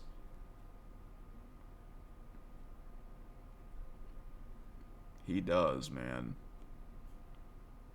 And he still looks great for his age. All right, so we're gonna move on now. I'm definitely gonna listen to my favorite wrestling podcasts to hear what they have to say. The second match, I missed this one. A 6-pack ladder match for the WWE Intercontinental Championship. I missed this match because I had to do something with my big brother. My big brother came over. We had to fix something. It was part of the pool table, actually. One of the legs kind of broke, so we had to fix it. But it didn't take too long. So, 6-pack ladder match for the WWE Intercontinental Championship. So the champion entering this match was Penta. And he retained. He retained his title by defeating Javon Evans. Javon Evans, his tights, he looks like he's wearing like Kofi Kingston tights. Kofi Kingston from the New Day, you know how he wears like those rainbow colored tights? That looks like Javon Evans is wearing. Dragon Lee, I'm not familiar with him, but he's one of the luchadors. JD McDonough, I'm also not familiar with him. Rusev, I am familiar with him. And Rey Mysterio. Rey Mysterio, I can't believe it. He's still competing. He's older than Brock Lesnar. He's 51. But he always has the mask on, so you can't really tell that he looks old. So, yeah. I missed that match. But then I got hungry, so I wanted to order more food. So I got a pizza at Domino's. And I also got some wings. Some boneless chicken wings and fries at Wingstop. So, yeah. The next match was for the United States Championship. Sami Zayn, the champion, he lost to Trick Williams. Yeah. That match was short. I just saw the very end of it. And then I missed I missed another match, the street fight between Dominic Mysterio and Finn Balor. Finn Balor, the Demon. And I missed that match as well because I was out getting my food. So, these two matches were short. The United States Championship match was 7 minutes and 7 seconds. And the following match, the street fight, was 10 minutes and 27 seconds. So then there were only 2 matches left. I'm like, wow, night 2 is going by real fast. The second to last match was for the Women's Championship, Jade Cargill against Rhea Ripley. This match I was looking forward to. I did pick Jade to win. I like Jade's finisher. Her finisher is like Beth Phoenix. Beth Phoenix, I believe she's a Hall of Famer. She has a very similar finishing move as Jade Cargill. I think Beth Phoenix's finisher is called a Glamazon Slam or something like that. I forgot what Jade Cargill's finisher is, but it's basically the same. I also like Rhea Ripley's finisher as well. When Rhea did her finisher, I thought Jade would kick out because Jade is a very muscular, powerful female wrestler, but she didn't kick out. I was kind of surprised.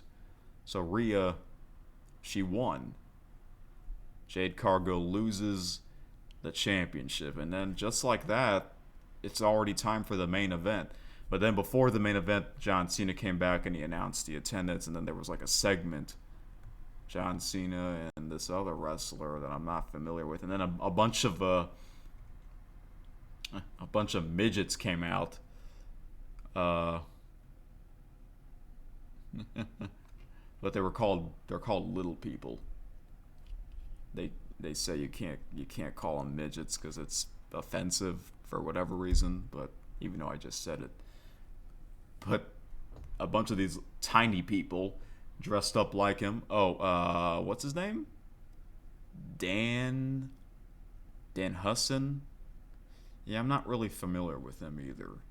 This is what happens when you don't follow the product very much. There are going to be wrestlers that you're not going to be familiar with. And apparently The Miz was there. And then it was a weird circus segment, so yeah. I was hoping The Rock would come out, because why not?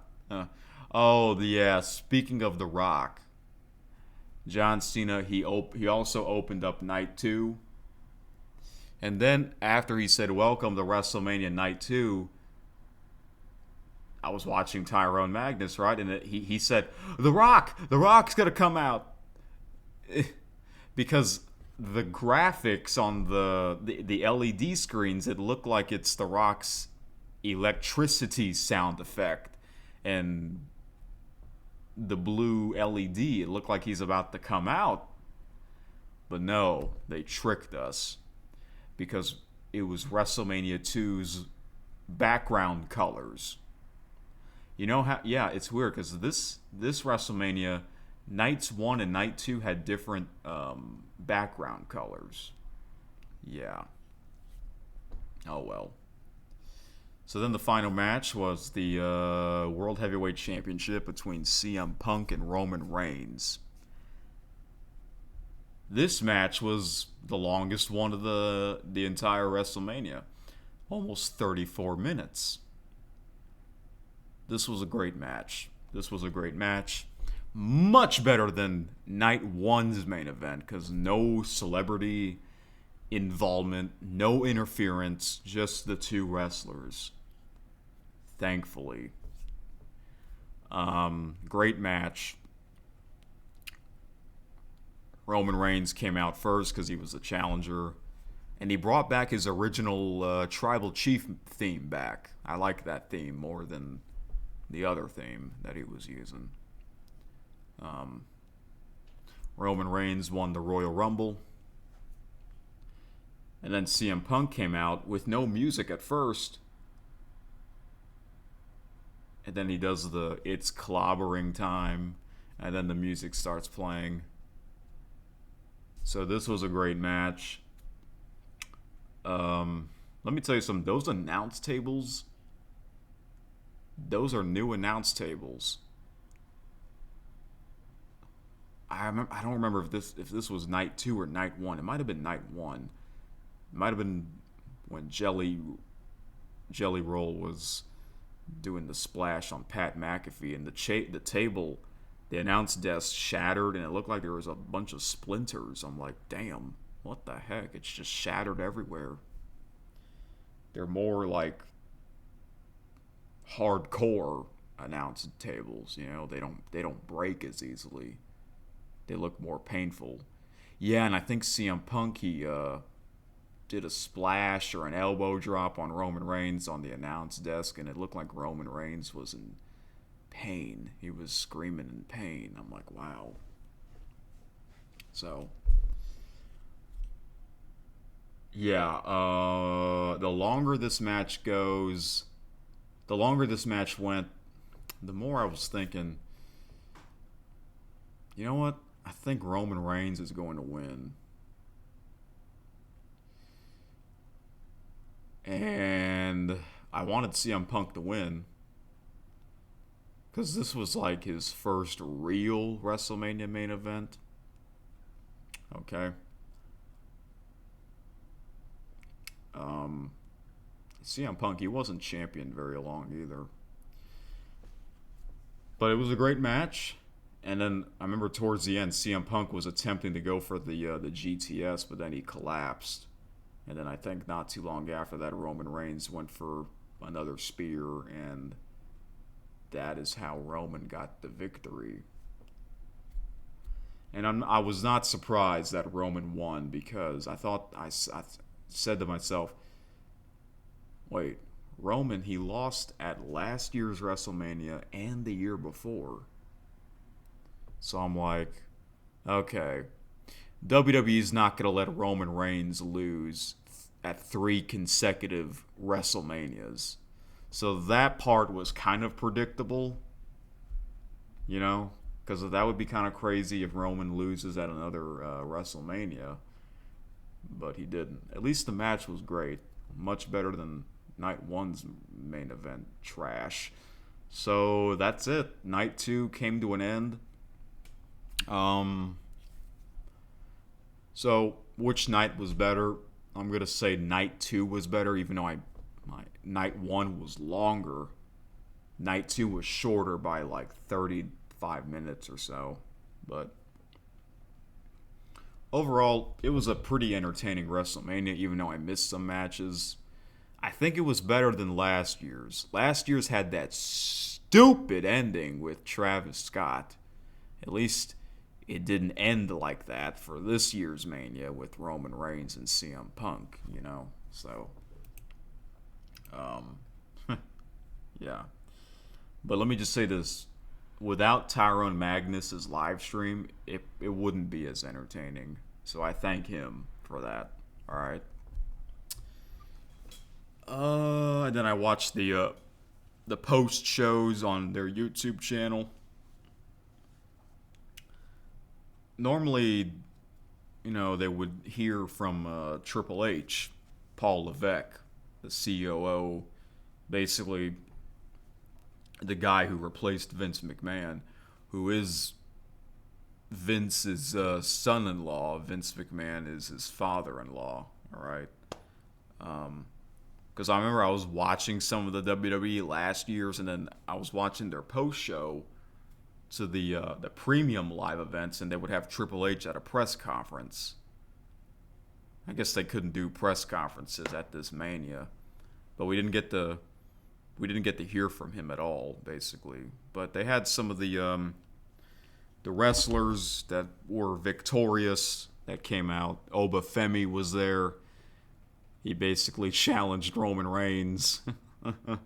I think that's what's going to happen. Probably not soon. Maybe at SummerSlam. I'll give you my WWE future predictions in just a little bit. So, yeah.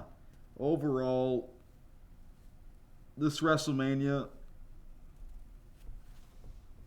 to me, it wasn't terrible, but it wasn't fantastic either. It was pretty good. I think it was better than last year's. The only downside that I think the fans had was some of the matches were pretty short, and the commercials, there were more commercials. The commercial breaks seemed longer. You know, Wikipedia has a reception. And here's what it said. The event received a highly polarized reception between the two nights.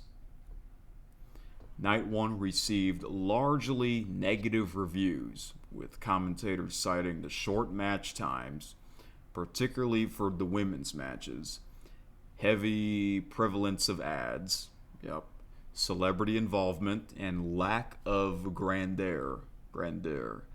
Kevin Burge of Bleacher Report gave Night 1 a grade of D+, although he praised the unsanctioned match between Jacob Fatu and Drew McIntyre and the match between Seth Rollins and Gunther.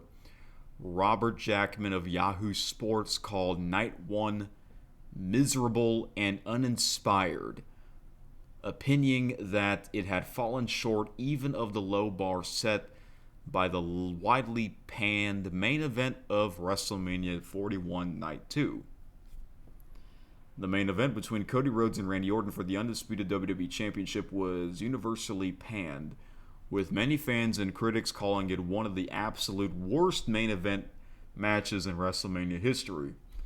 Wade Keller of Pro Wrestling Torch considered the match as taking forever to get out of first gear, but when it did, the match was dramatic but hardly athletic.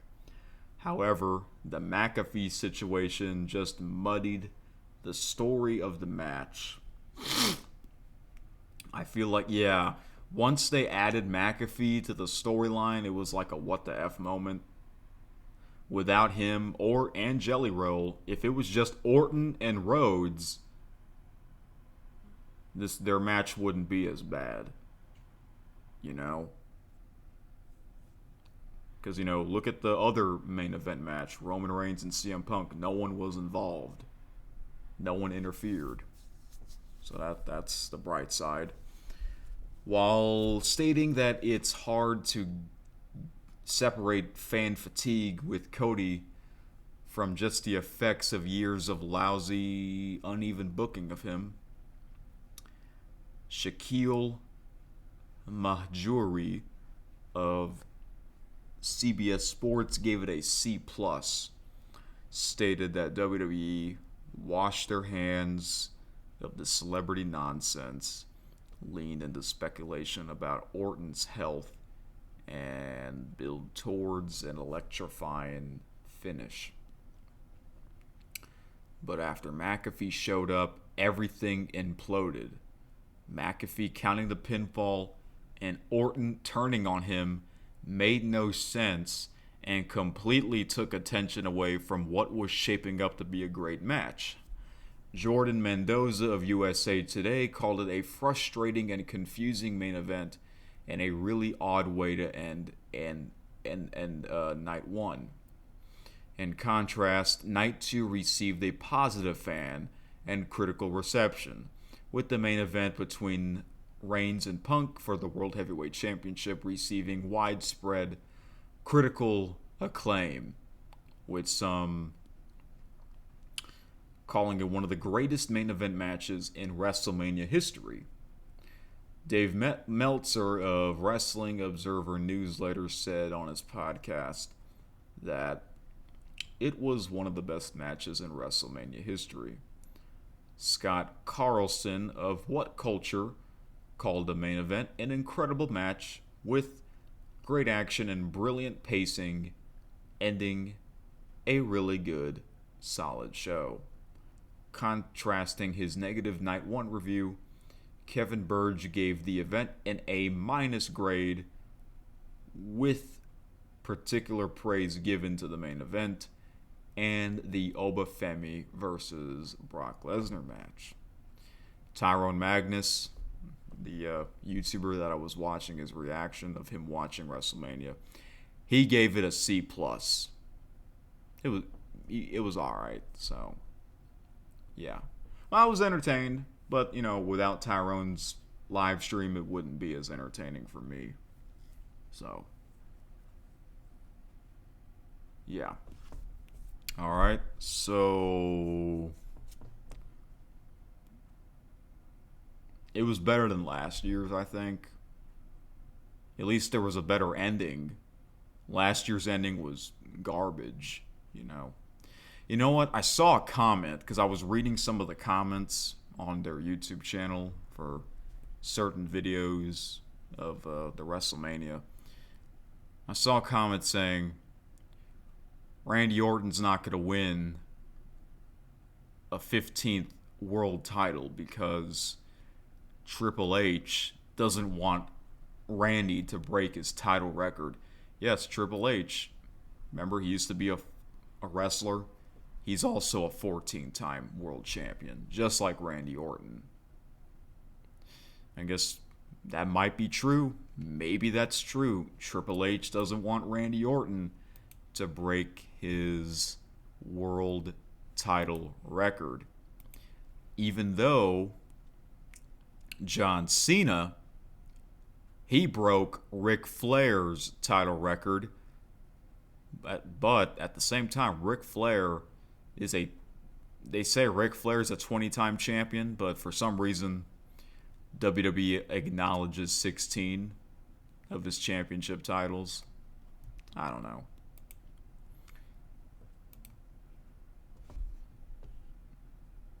Yeah. All right. So, yeah. All right. I think that's all I have to say for this. Yeah. I mean, I watched a lot of pro wrestling because, WrestleMania weekend.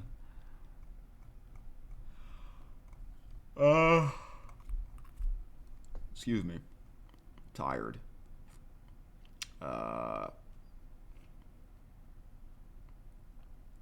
Yeah. I believe that is it for this clip, folks. So, yeah. I'll be back to wrap things up here, I believe. All right.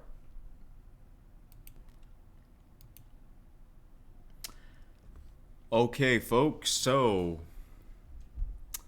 look at this shirt that I'm wearing now. That's right. This is the old Monday Night Raw logo. Raw is War. This was during the Attitude Era, the Monday Night Wars era, because that's the era that I'm following. That's why I got this shirt. Okay? Yes, I decided to watch Monday Night Raw after WrestleMania. Yeah, it was a last-second decision I made because I had a feeling that Tyrone did a reaction, a live stream reaction of him watching Monday Night Raw. And, yeah, I decided to watch it. Yeah, because Tyrone, he's kind of back into watching the product. Unlike me, he would do some live streams of him watching Monday Night Raw, Friday Night SmackDown, but mainly the premium live events. All right. So, I have Netflix, so I was able to watch it. I believe this was either my second or third time, probably third time watching Monday Night Raw on Netflix, like the new episodes, okay? The first one, I watched their very first episode of last year in 2025. I might have watched another episode after that. It might have been the Monday Night Raw after last year's WrestleMania, but I'm not quite sure.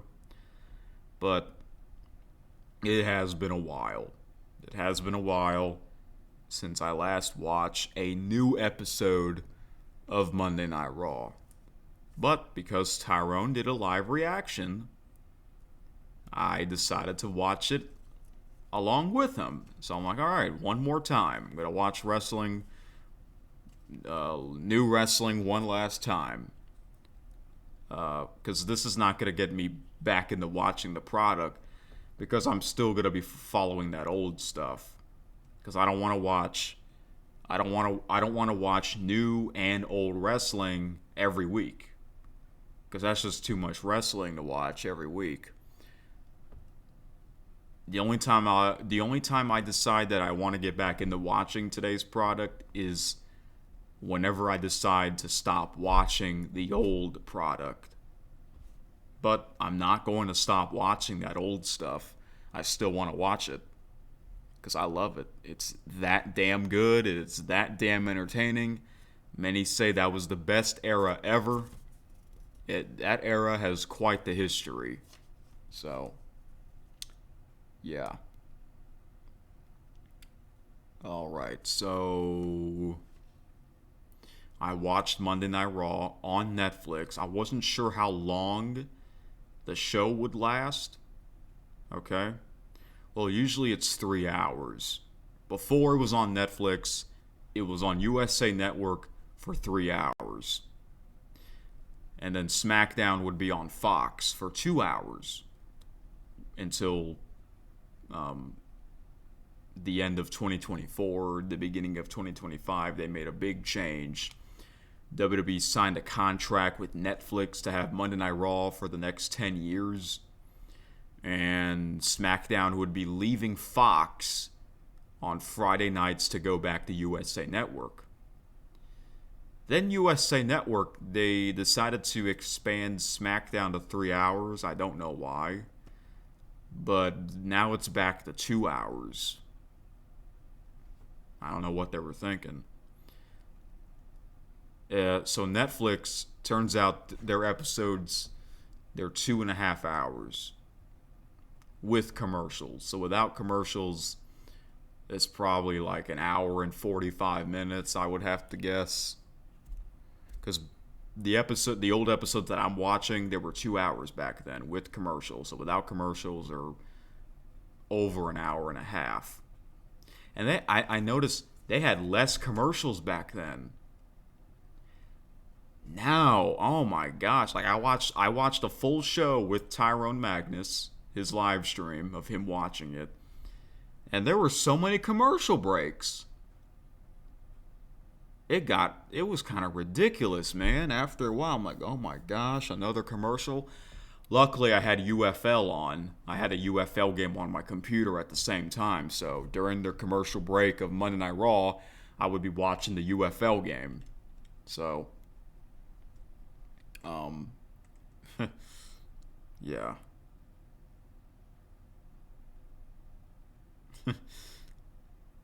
But, sometimes Tyrone, he would talk during the commercials, so. Yeah, because, Monday Night Raw, it's the Monday Night Raw after WrestleMania, the biggest episode of the year, right? Because it's the Aftermath show. They would have some extra special stuff, right? So,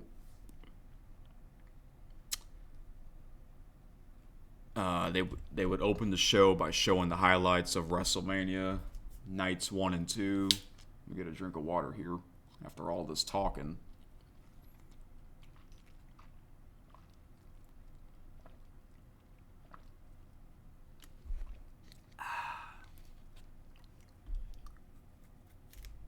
So, the first one to come out was Oba Femi, and I'm like, uh-oh. He's going to challenge Roman Reigns, right? So he was all dressed up, that was cool to see him dressed up, and he was doing his Oba strut. And I'm like, wow, this guy, like I said, he is the next big thing. You can just tell by looking at him. I tell you what, he better be a future world champion. So he came out, goes to the ring. I forgot what he said, but he said like a few words and then he dropped the mic and that was it. And that was too short. That's what Tyrone said. That was a very short segment to open up the show, and then they went to commercial. I'm like, wow, just like that. So the first match, I believe, was a women's tag team match. I forgot who the losing team was, but the winning team was Io Sky, along with Rhea Ripley. Yeah, Io Sky basically helped Rhea Ripley to beat Jade Cargill at WrestleMania. Oh, the losing team was Asuka and Kairi Sane, I believe. Yeah. So the thing about this Monday Night Raw, I could not remember all the matches, so I'm only going to talk about the ones that come to my mind because I did not write any of this stuff down. All right, so I'm just gonna talk about the big moments. So CM Punk came out first as the former World Heavyweight Champion. Then Cody Rhodes comes out, the other champion, and he was wearing his sunglasses, and I'm just like, okay, he doesn't want us to see his black eye. But no, he took off his sunglasses and we can clearly see his black eye. And I'm like, wow. So, they basically were talking to each other in the ring. Nothing crazy happened, but it seemed like CM Punk wants to challenge Cody Rhodes for that title. And Cody Rhodes basically said, just say when. So that might be a future match. I think one of those two should turn heel. And I hope CM Punk turns heel.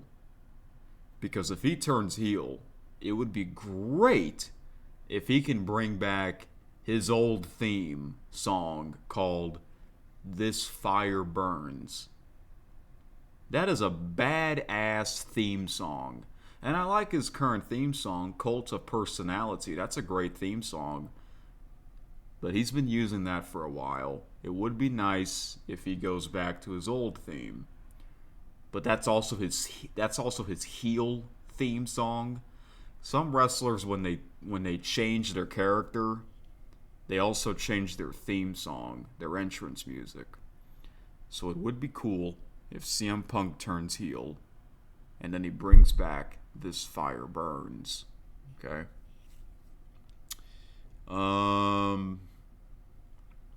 I believe after that, Liv Morgan came out as the new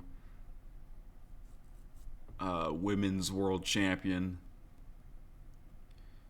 Then she had a match against this other women's wrestler. I forgot her name, but she's one of the newer ones, the newer wrestlers.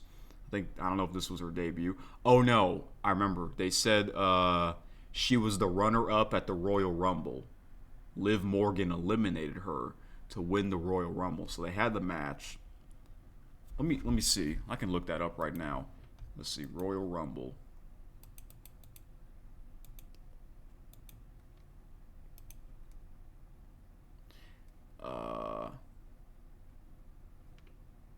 Oh wait, no. It says Tiffany Stratton was the runner-up. So that's not her. That was not Tiffany Stratton. I forgot what her name was, but I think she was on NXT.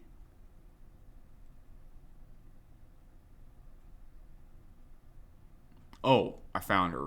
Sol Ruka?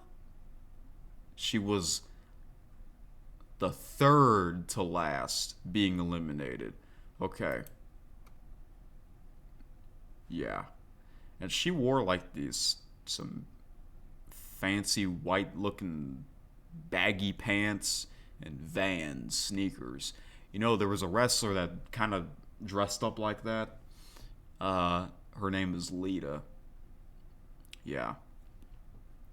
Lita wore clothes like that when she was wrestling. That match was pretty good. It looked like Soul was gonna win, and she did like this amazing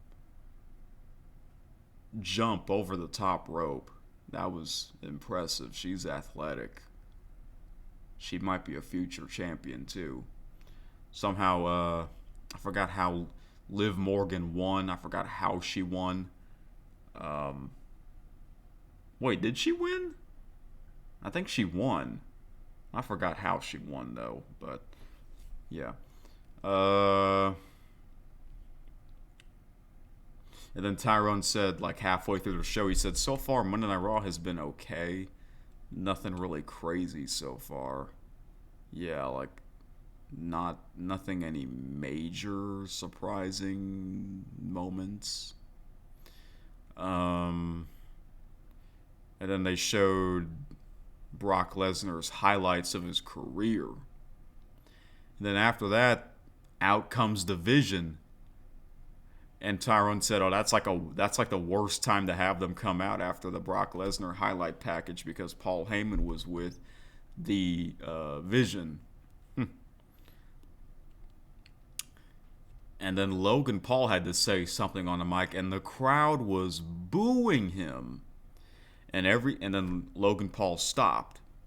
And then Logan Paul tries to talk again, and then the crowd booed him even more. And then Logan Paul tries to talk again, and the crowd booing gets louder and louder and louder.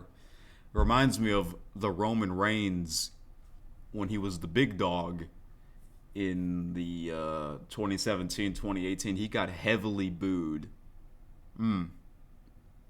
Yeah. Logan Paul. He's one of the tag team champions. All right. So, what else happened? I think there's a website where I can look this up. Yeah, the results.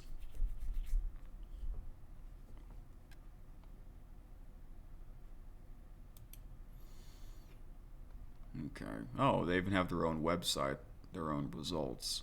All right. So, what?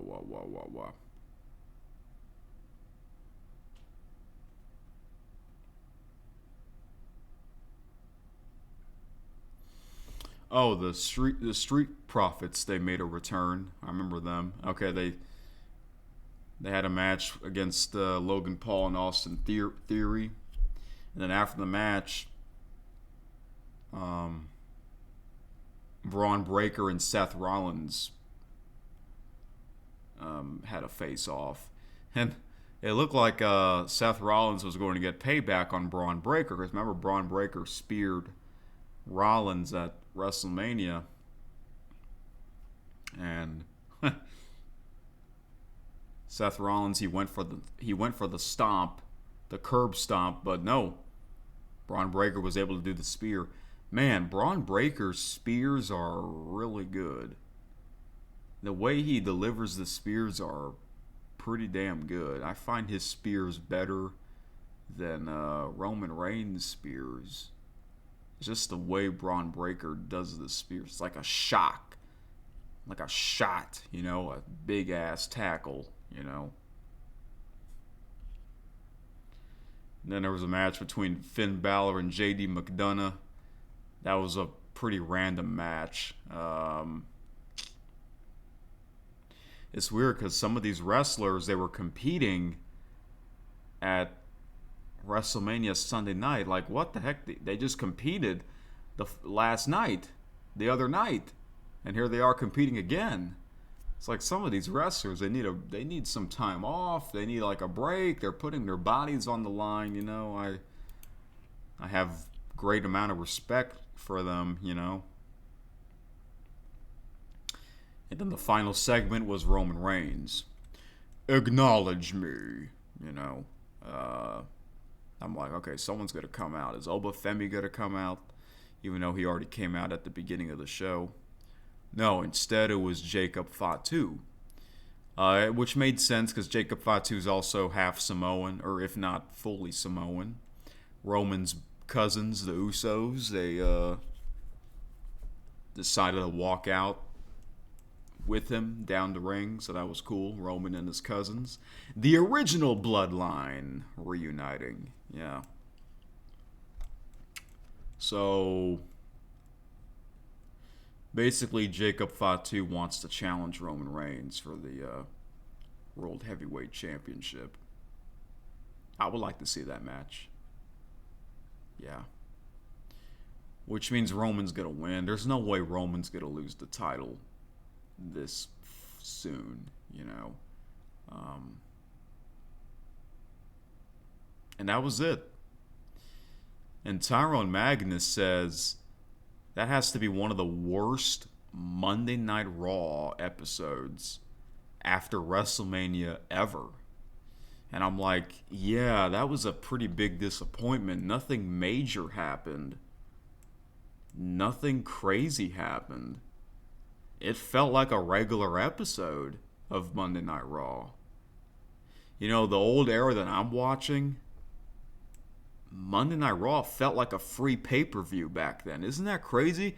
Because they did all kinds of crazy stuff back then. It felt like a free pay-per-view. And the ending, WCW, they would also do this, the ending to their shows, Monday Nitro and Monday Night Raw, the endings, they make you want to tune into the next episode. The way the show ends, they'll go off the air while someone is attacking someone, and then they go off the air, meaning they want you to tune in to the next week's episode.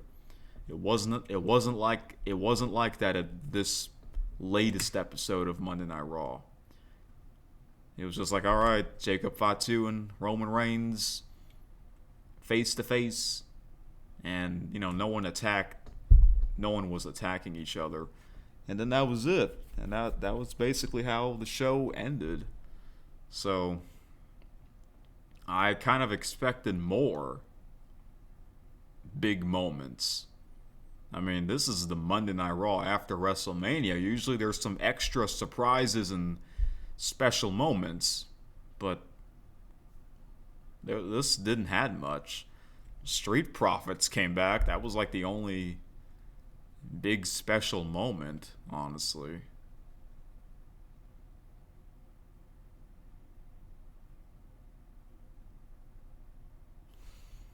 I thought after they showed the Brock Lesnar highlight package, I thought Brock would come out, but he didn't. I thought Randy Orton would come out. He didn't.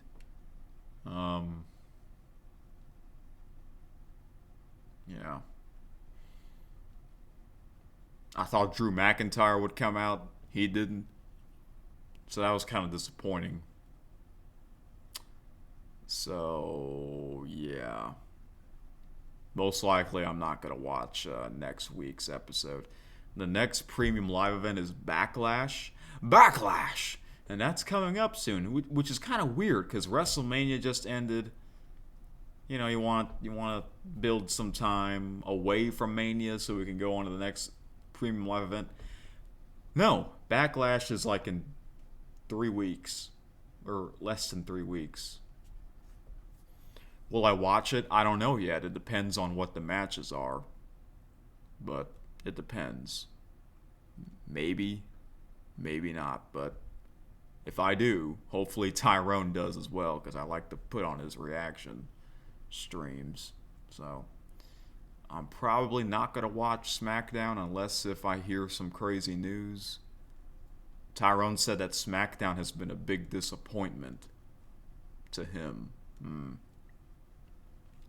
I don't know. But I was pretty entertained. The commercials were getting kind of ridiculous as the show went on. As the show went on, the commercials got ridiculous. So, yeah, before the Liv Morgan and Soul match, they went to commercial. Right before the match started. And I'm like, what the hell? That is so weird. That's even worse than going to a commercial during the match. But they got back from commercial and then they started the match. So they were just waiting for 3 minutes. Because the commercials are 3 minutes every time, you know. So, I don't know. It's kind of strange. So, this is the weird thing about this episode. Even though it wasn't really part of the show or the storylines, a lot in the front row. You know how if you watch a lot of WWE, there would be a guy sitting in the front row wearing a lime green shirt with a smiley face on it. Yeah, that guy, he's known as Smiley. That's his nickname, but we don't know his real name. He's at a bunch of these live WWE shows sitting in the front row a bunch of times. Like, how on earth does he keep coming to a bunch of these shows sitting in the front row? Does he work for the WWE? Did he win the lottery? Because those seats are so expensive, it adds up over the years. He was at WrestleMania 28 in 2012, sitting in the front row, wearing the same lime green shirt. Well, it's technically not the same shirt because he has multiple shirts, but you know what I mean.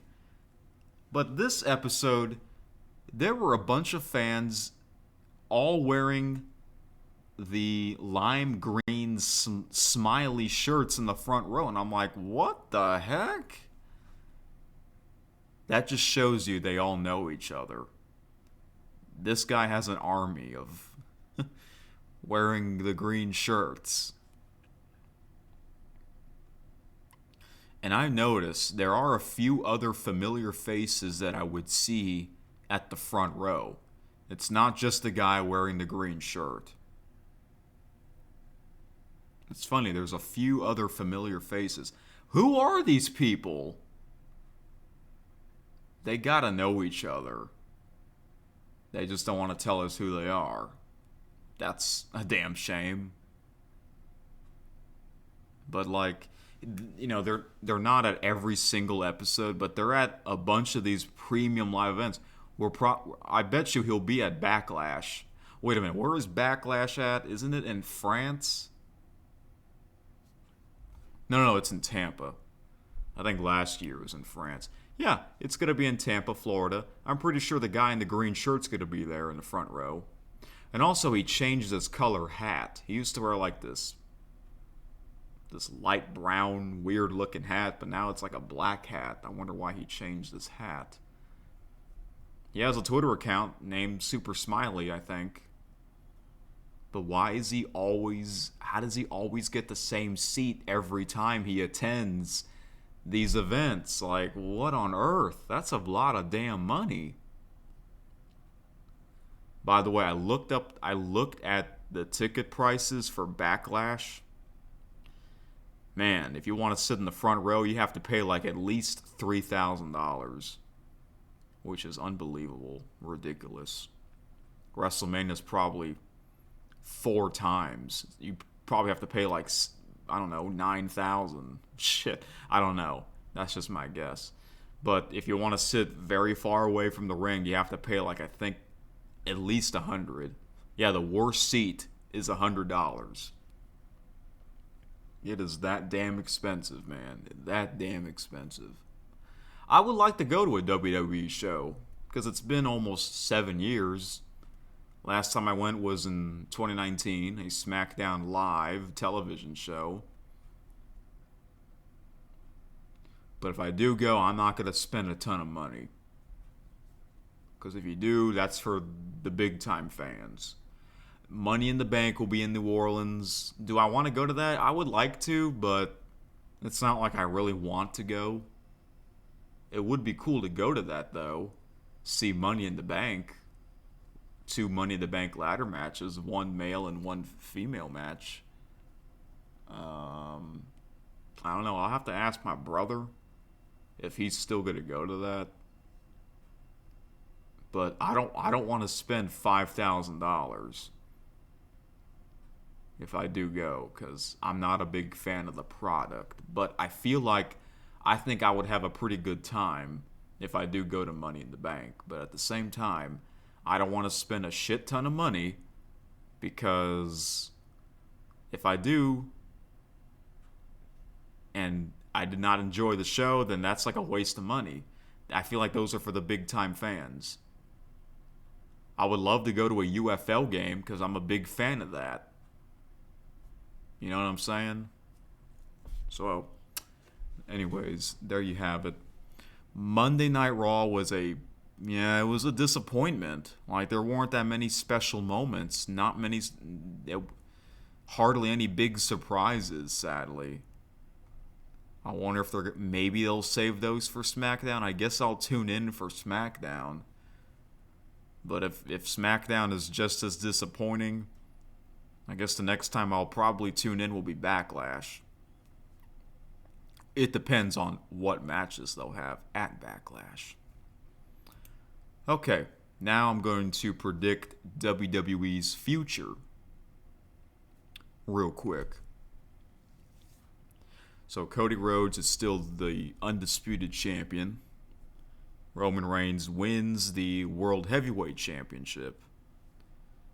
It's clear, it seems like in the future we are going to get Oba Femi against Roman Reigns. Okay? That might happen at SummerSlam. Or that might not happen until next year's WrestleMania. Maybe next year's Royal Rumble, Oba Femi will win the Rumble or the Elimination Chamber.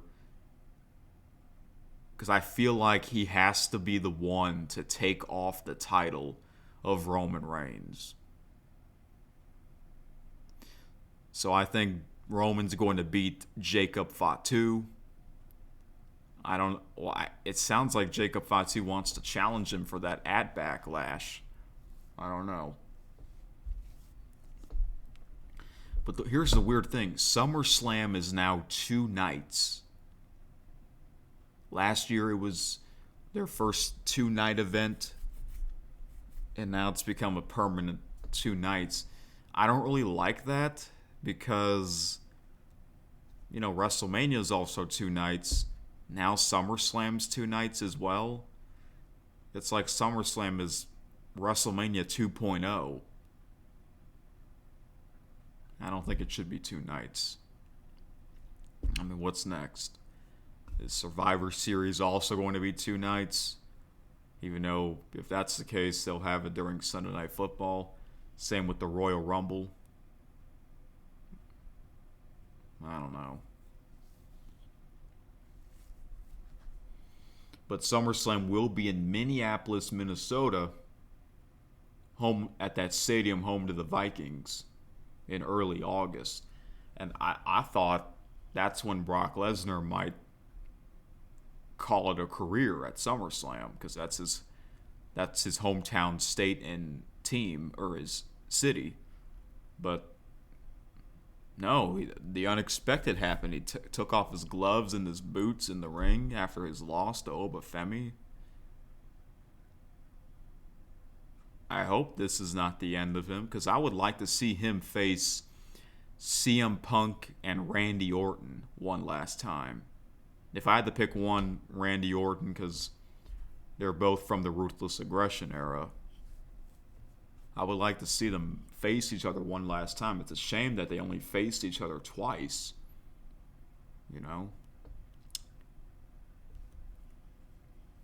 Who else? Cody Rhodes. If we get Cody Rhodes against CM Punk, that already sounds like a SummerSlam type of match, so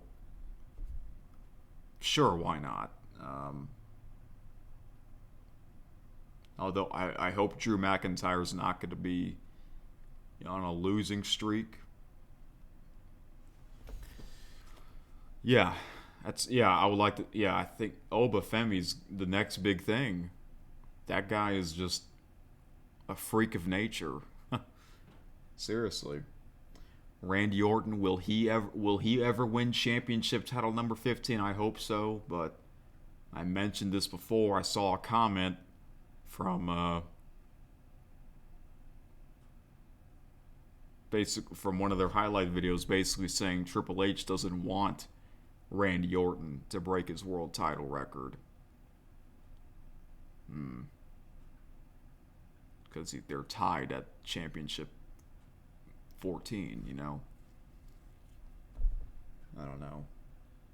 I guess we'll get Braun Breaker against Seth Rollins. I would watch that. Gunther. People don't like him because it's weird because he lost to Jey Uso at last year's WrestleMania. But he beats, retires Goldberg, John Cena, AJ Styles. Fans are saying, thankfully, he's not the one to retire Brock Lesnar. So, yeah.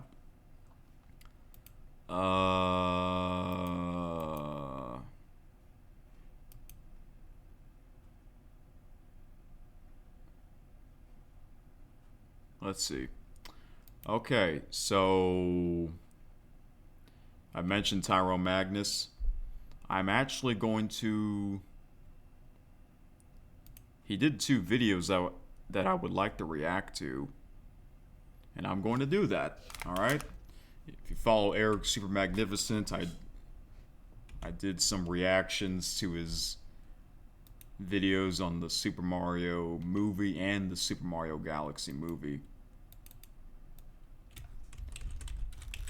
Watching Tyrone Magnus. So let me do a window capture. Is this the first one? No, this is the first one.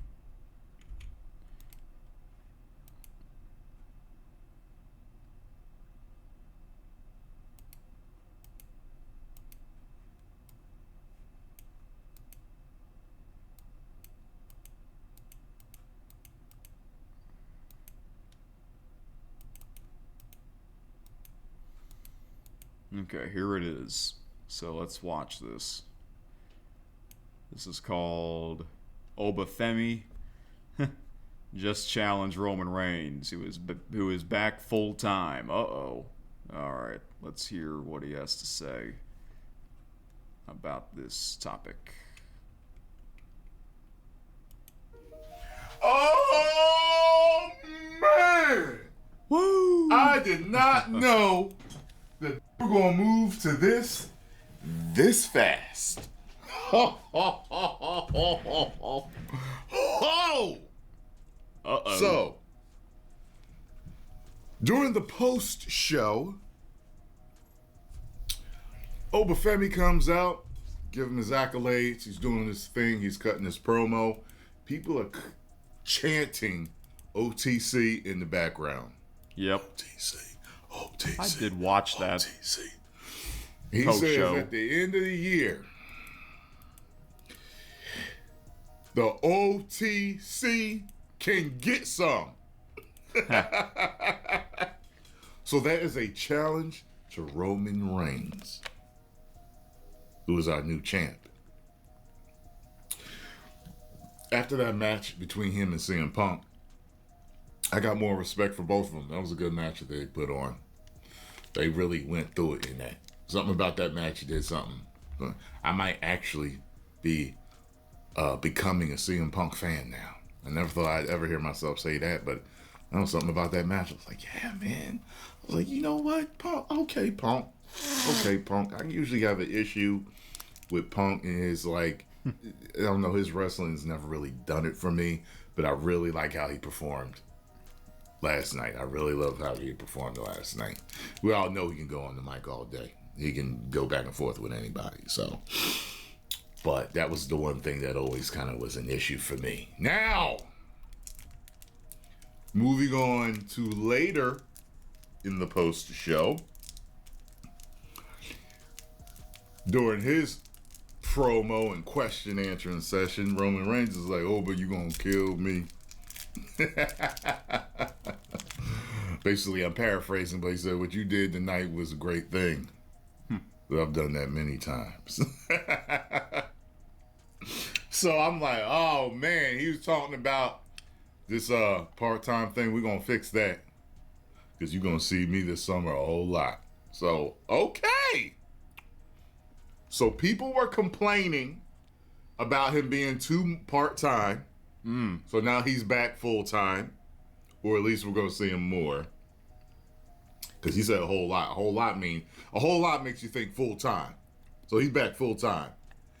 And we're probably going to have some type of face-off between him and Oba tonight. Man, look. And I never watched the post-show. Ever. But someone said in the comments or something, they were like, it was somewhere I saw it. They were like, yo, Oba challenged Roman Reigns on the post-show.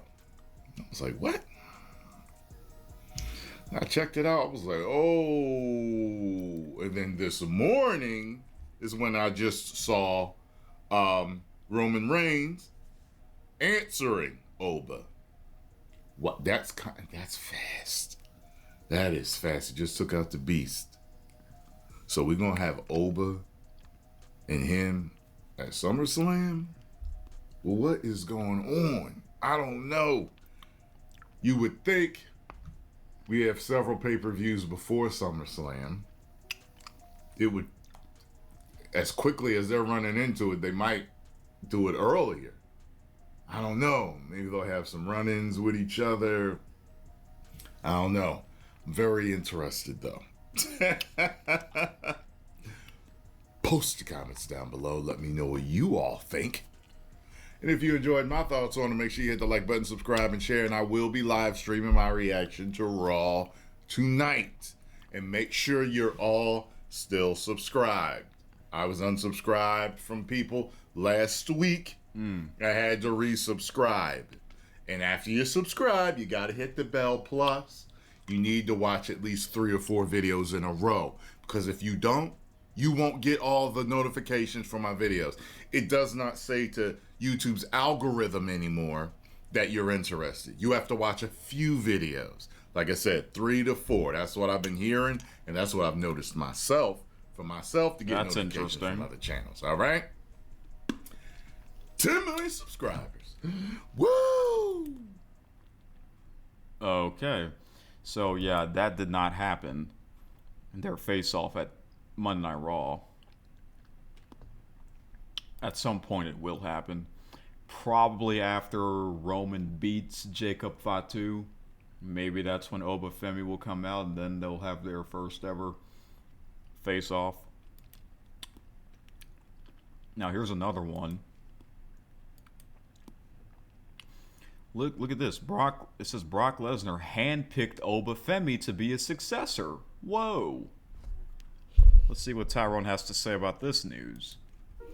What is happening, Madden Insights? So we have more and more wrestling news rolling in. And I'm specifically talking about the wrestling news that really interests me.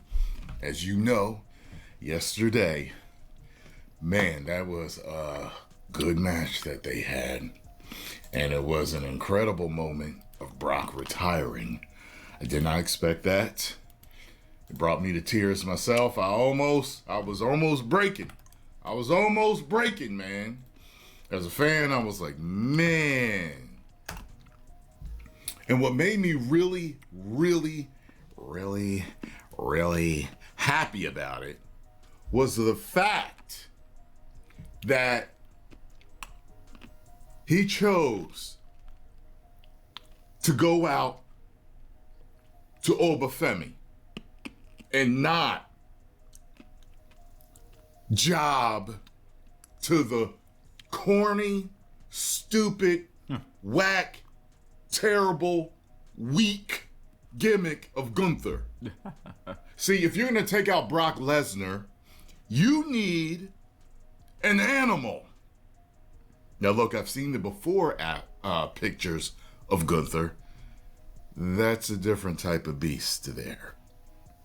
You need a real animal. Like Goldberg in his prime. Yep.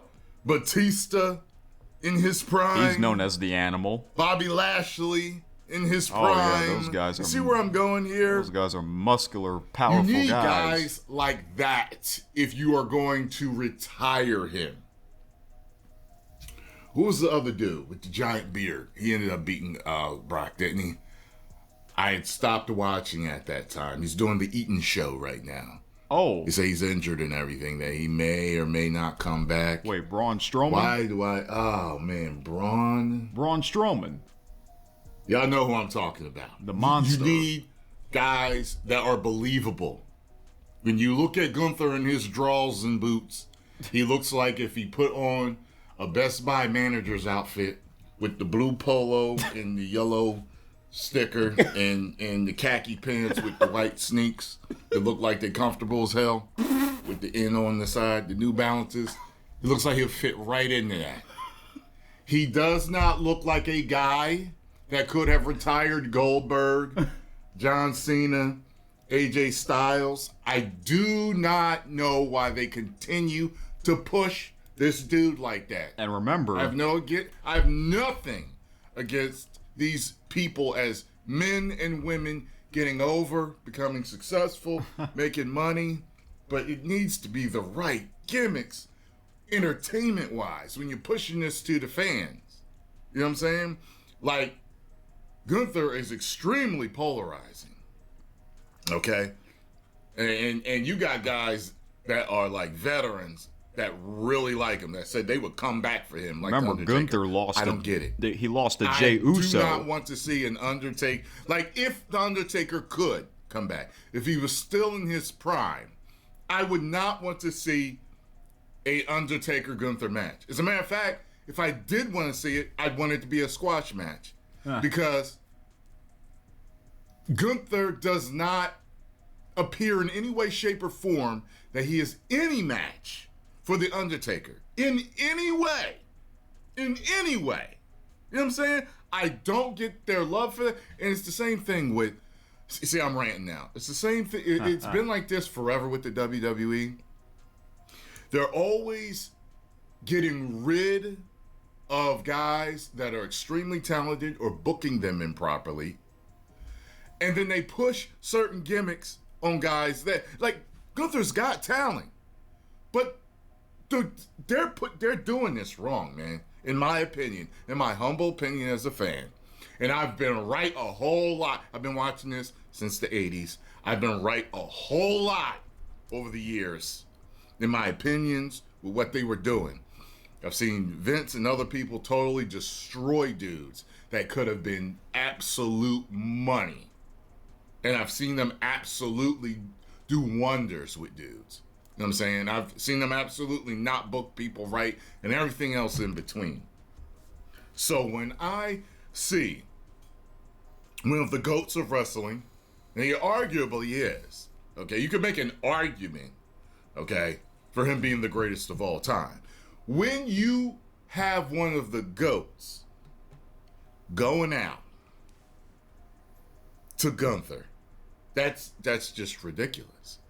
Now, word is coming from the ringside roster, wrestling news and rumors, it was sent to me by my boy, the same homeboy that actually told me that, just so you know, on a side note, he was like, and I didn't know whether to believe it or not, but he was like, you know,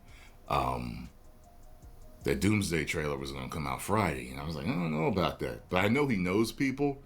So he told me that a friend of his actually got to see the trailer. He actually got to see it on this chat. And once they all watched it once, it deleted. So his friend knows somebody at Marvel. So they got to watch it.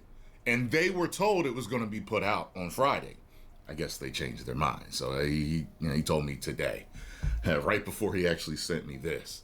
So we don't know when the trailer's coming out now. He ain't got no new news from his boy or nothing. So he sent this to me. So Brock Lesnar reportedly hand-picked Oba Femi to defeat him at WrestleMania 42. I love that. I love that. It was noted that Brock personally gave WWE his seal of approval for Oba to defeat him at WrestleMania 42 and signed off on him being his successor. I love that even more. Additionally, it is noted that Paul Heyman personally produced the match between Oba Femi and Brock Lesnar. The source is Body Slam. I can't tell you how happy I am as a fan. Now, there's already rumors circulating that this is a work, that he didn't truly retire. I'm telling you, if this is a fake retirement, this is a bad move. A bad move. It's a fake retirement to bring him back to job to Gunther. Oh no. This is the rumor. Please no. That Gunther will call in the favor that he wants from Paul Heyman tonight on Raw, and it's going to be to get Brock back so he can really retire him, really defeat him. Oh my gosh. Let me tell you something. Y'all really want to see me go off? Make sure you tune in. Okay? That is a absolute bottom of the barrel garbage idea if they do that. Horrible. And it diminishes how good their chemistry and match was together, and the retiring, the emotional moment, the fact that Brock had grown men crying, had women crying, had me tearing up. I mean, come on now. That diminishes everything. Yep. I'm fine with Brock going out this way. There were rumors for a little while that he was going to stop wrestling in 2026. I'm totally fine with that.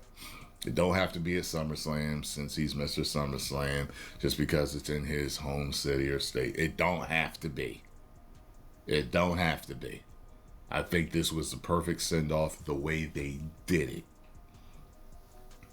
The only way I would accept him coming back to SummerSlam is if he was like remember where Shawn Michaels was after The Undertaker beat him the first time? And he was up on stage with Triple H or something. He was like, I can beat you. I know I can, you know what I mean? And they did it. It's like, if it was that, fine. And it was a longer match, more storytelling, you know what I mean? Tooth and nail, and Oba beats him again, fine. But I don't want Gunther to be able to smell Brock's cologne. Okay, if he wears it, you don't look like he do. Okay, look like he just smell like pine trees, guns, denim, and beard oil. That's what he smell like. Gosh. Don't do it, WWE. Don't do it. 10 million subscribers. Woo! All right, so there you have it. Tyrone Magnus. Yeah, he's really cool. Yeah, I told you he grew up watching the 80s, the golden era, also known as the Hogan era. And yeah, these videos were before Monday Night Raw went on the air. I don't know if Brock should come back after his defeat at WrestleMania. I don't know if he should come back, you know. But I did not expect him to take off his gloves and boots. And by the way, I don't hate Gunther, but listen, he already retired 3 people, legends. You don't need to retire another. But remember, this is the same wrestler that lost to Jey Uso at last year's WrestleMania. I mean, that's just so weird, you know.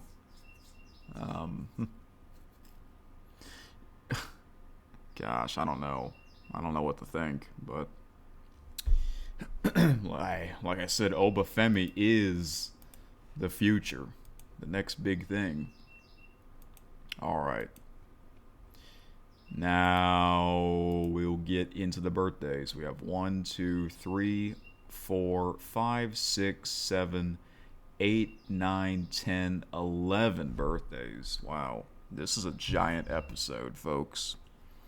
I'm not sure how long this is because I have to put these clips together. I think I predicted maybe 3 hours. But I gotta get going. I'm not gonna get much sleep, unfortunately. Oh well. I mean, well, let me show you something first. This cup.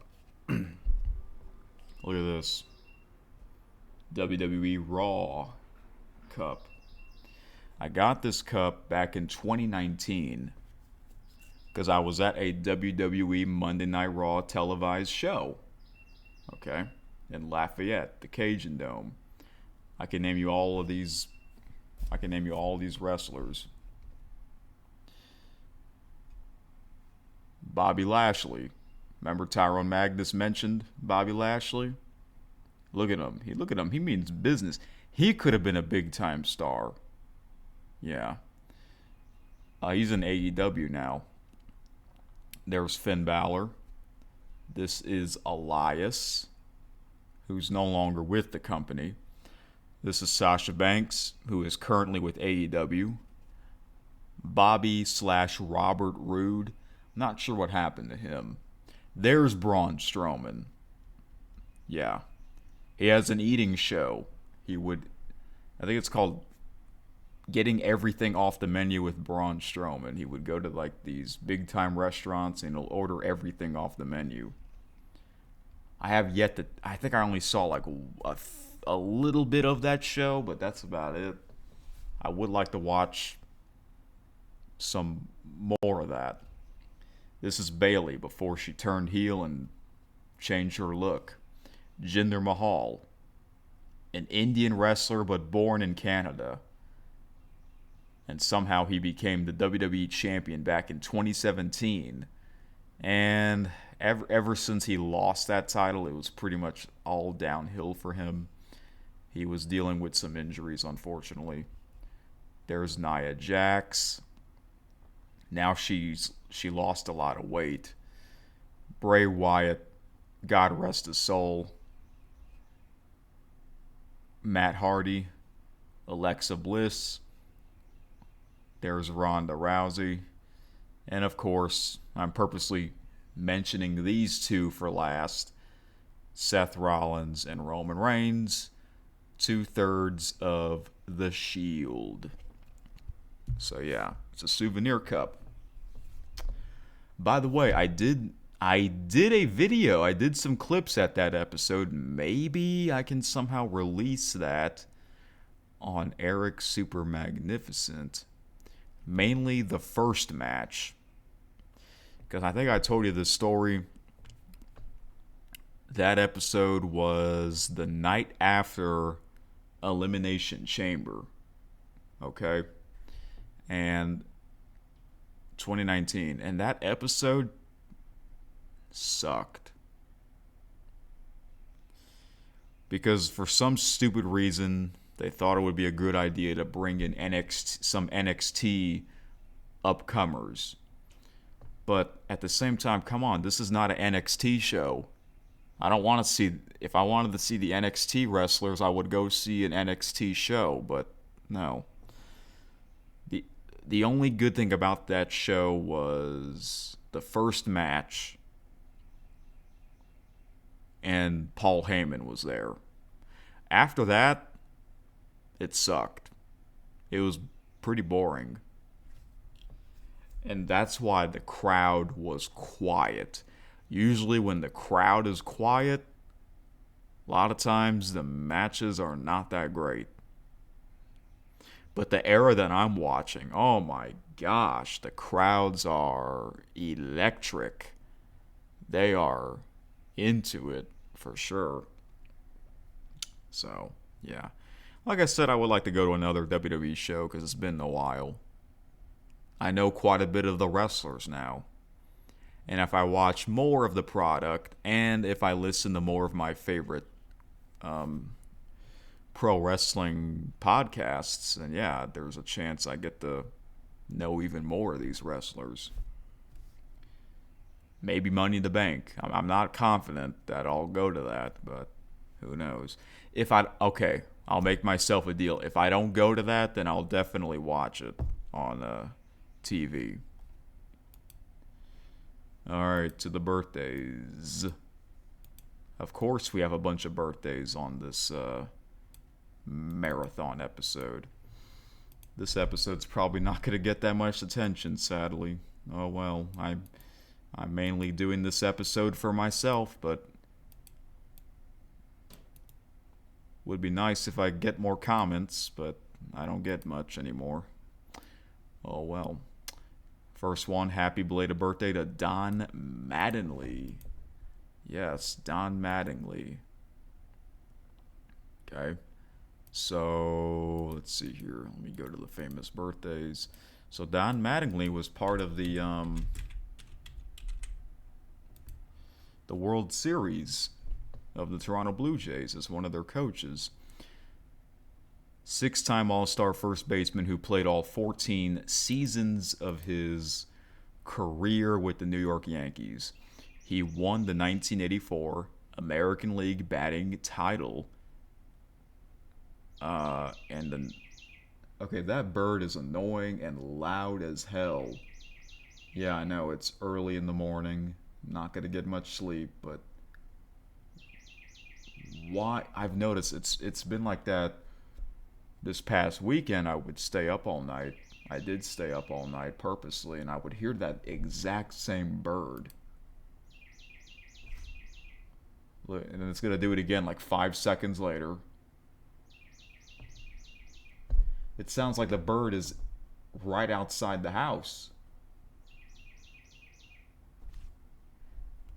What the hell? Okay.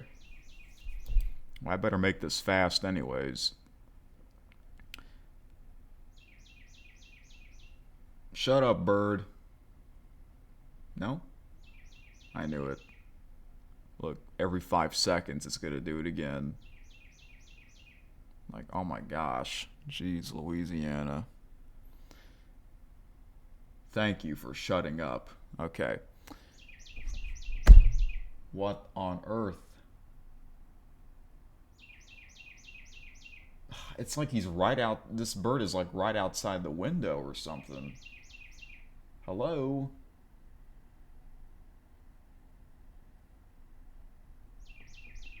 Of course, it starts doing it again right before I'm about to speak. Whatever. We're just gonna. I gotta get through this. So Don Mattingly, he won the 1984 American League batting title and the 1985 AL MVP award. In 2011, he became the manager of the Los Angeles Dodgers before managing the Miami Marlins in 2015. I do remember that, when he was the manager for those teams back then. Before fame, he won 59 straight games with his high school baseball team. Trivia, he won 9 Gold Glove awards across his career. Family life, he had 3 children named Preston, Taylor, and Jordan, with his first wife, Kim Sexton, whom he was married to from 1979 to 2007. Wow. That's always sad when someone gets divorced after all those years of marriage. Damn. He then married Lori Mattingly in 2010. So it was only a few years after his divorce. Okay. Associated with, he appeared on several episodes of Jerry Seinfeld's sitcom Seinfeld. Wow. And that's a show that people still talk to this day. Now, isn't he a coach now?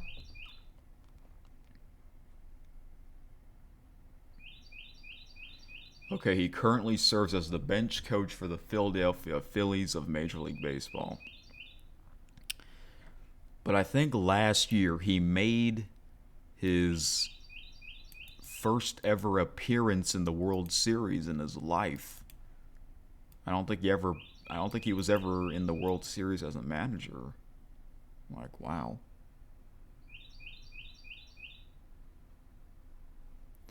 That bird is still chirping.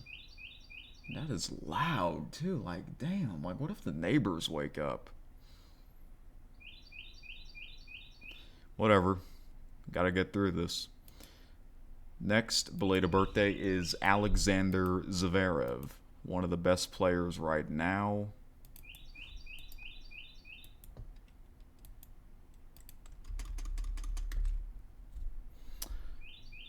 All right. He's also known as Sasha Zverev. I wonder how he got that nickname. Breaking into the ATP. That bird. Oh my gosh. Breaking into the ATP top 50 at just the age of 18. He is a professional tennis player who won the 2014 Junior Australian Open. Before fame, he was the number one ranked male junior player between 2013 and between October 2013 and June 2014. Trivia: early in his professional career, he won matches against top 10 competition and Roger Federer. At the 2016 Jerry Weber Open and against Gilles Simon at the 2016 Open, Denis Côte d'Azur. I'm not sure where that is, but I know it's got to be somewhere in Europe. Family life: his father is a former tennis player, Alexander Zverev Sr. His older brother, Misha Zverev, is a tennis player as well. He and actress Sofia Tamala began dating in 2021. Associated with, he became the youngest player to break into the ATP top 30 since Novak Djokovic in 2006. So, I think Alexander Zverev is the best player that has yet to win a Grand Slam major title. I would like to see him win a Grand Slam title, but he would go far, deep into the tournament, but he would usually have to face one of the top two players, Carlos Alcaraz and Yannick Sinner. Yeah.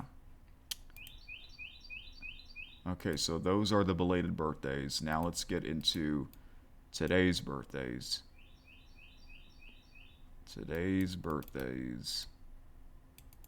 Well, we have some wrestling names, so this is perfect for this marathon wrestling episode. Happy birthday to Orlando Jordan. I'm not familiar with him, but I remember his name, and I've seen some old clips of him. Professional wrestler who spent time in the WWE in the early 2000s. He was appointed chief to staff in John Bradshaw Layfield, also known as, or JBL for short, cabinet, and won the United States Championship. He also spent time with TNA Wrestling. Before fame, he was a state champion wrestler in high school and attended Boise State University.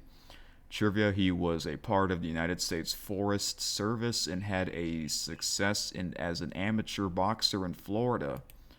Wow. In 2013, he got married in Australia, where he had taken up permanent residence. Associated with, Jordan, with the help of JBL, defeated John Cena to win the United States Championship in 2005. And that was back when John Cena was Doctor of Thugonomics, before John Cena became the top wrestler of the industry. All right, let's keep it going here. We got another wrestler. This is a legend here. His name is... Hang on a second. Let me put his real name.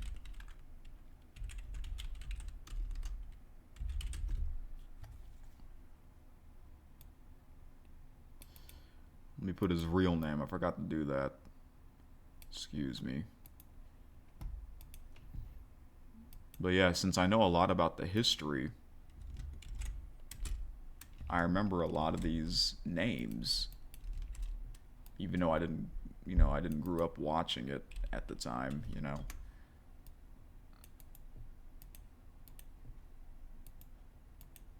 here we go. Happy birthday to Edward Harrison Leslie, also known as Brutus Beefcake. Okay. So, Brutus Beefcake.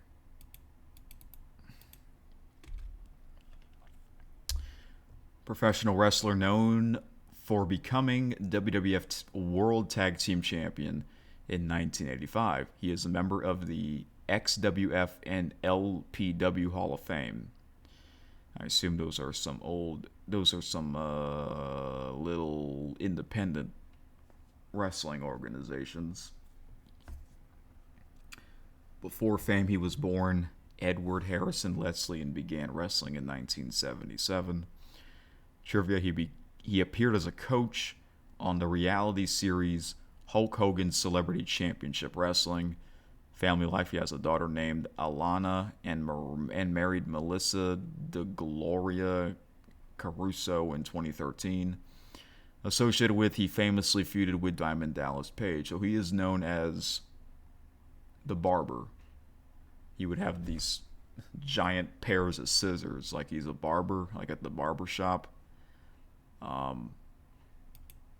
Yeah, that's his wrestling character. It's kind of silly. It was from the Golden Era. They had a lot of wrestling characters. They had like those cartoony characters back then. So, yeah. Okay. Oops.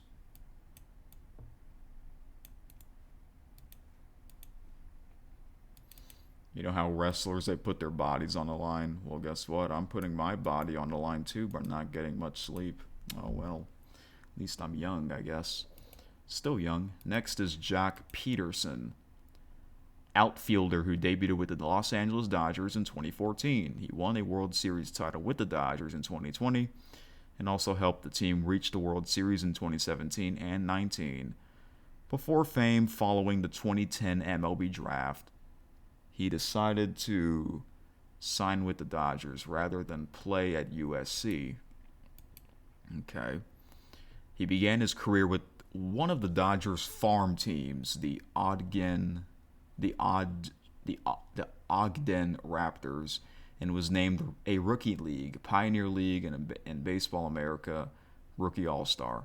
Trivia, while playing for the Pacific Coast League, he was named the league's most valuable player in 2014. Family life, the son of Stu and Shelley Pederson. He grew up in Palo Alto, California, with siblings named Tiger Champ and JC. In 2018, in January 2018, he married longtime girlfriend Kelsey Williams. They welcomed a daughter named Poppy later that October. Associated with, in 2015, he became the fifth Dodger to hit a homer in 5 consecutive games. Wow. Joining Roy Campanella, Sean Green, Matt Kemp, and Adrian Gonzalez. Wow.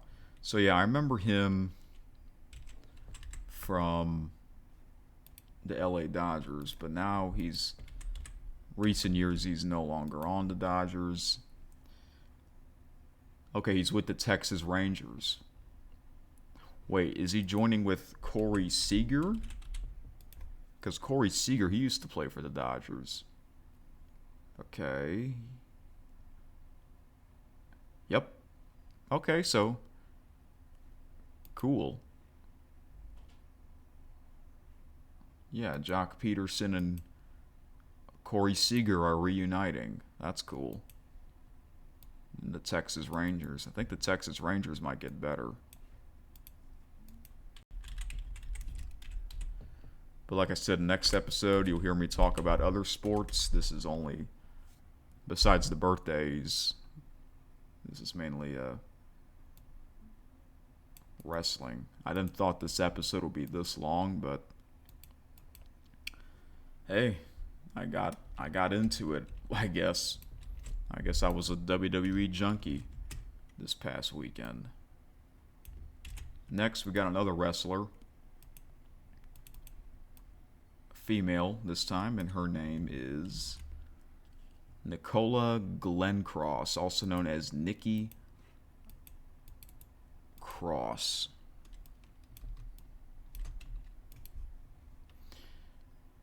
From Glasgow, Scotland, Scottish professional wrestler who is widely known for her tenure on WWE's NXT promotion. In October 2016, she debuted as a member of the heel stable Sanity. Before Fame, she graduated from the University of Glasgow with her bachelor's degree in history. She subsequently earned her certifications for personal training and as a fitness instructor. And as a fitness instructor. Trivia, she competed across independent professional wrestling promotions for 7 years between 2008 to 15. She won the EVE championship for women's promotion 3 separate times. Family life, she was born and raised in Glasgow, Scotland. In 2019, she married wrestler Killian Dane. Killian Dane is also part of Sanity, or was part of Sanity. Associated with, she was a member of the stable Sanity for WWE NXT alongside Sawyer Fulton, Eric Young, and Alexander Wolf. But that was years ago. What happened to Nikki Cross now? Okay, she's still with the WWE, but she hasn't been active. I remember she was with Alexa Bliss, teaming up with Alexa Bliss, from 2018 to 2020. And the last birthday for today,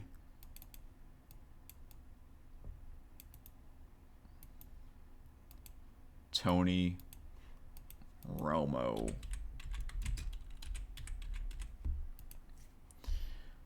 Born in San Diego, California, former NFL quarterback who was selected to his first Pro Bowl game in 2006 representing the Dallas Cowboys. He set a number of Cowboys franchise records, including most career touchdown passes and most single-season passing yards. After retirement, he became a color analyst for the NFL.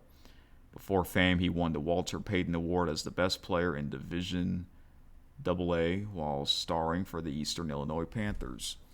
Trivia, he was a fan of Brett Favre while growing up, and he later competed against him in the NFL. Family life, he had a much publicized relationship with singer Jessica Simpson from 2007 to 9. He married beauty queen Candace Crawford in May 2011. Their first son, Hawkins, was born on April 9, 2012. Their second, Rivers, was born on March 18, 2014. On August 23rd, 2017, they welcomed their third son, Jones McCoy. Associated with, he broke Troy Aikman's Cowboys franchise record for most touchdown passes. Wow. Okay, so I do remember Tony Romo as a player for the Cowboys. The Cowboys were a much better team back then compared to the Dallas Prescott era. And then when he became a color commentator or an analyst for CBS Sports, I didn't know what to think of him because he has like a kind of a weird voice. He sort of sounds like Tom Brady, his voice to me. But I was disappointed because he replaced Phil Simms. I liked Phil Simms along with Jim Nantz.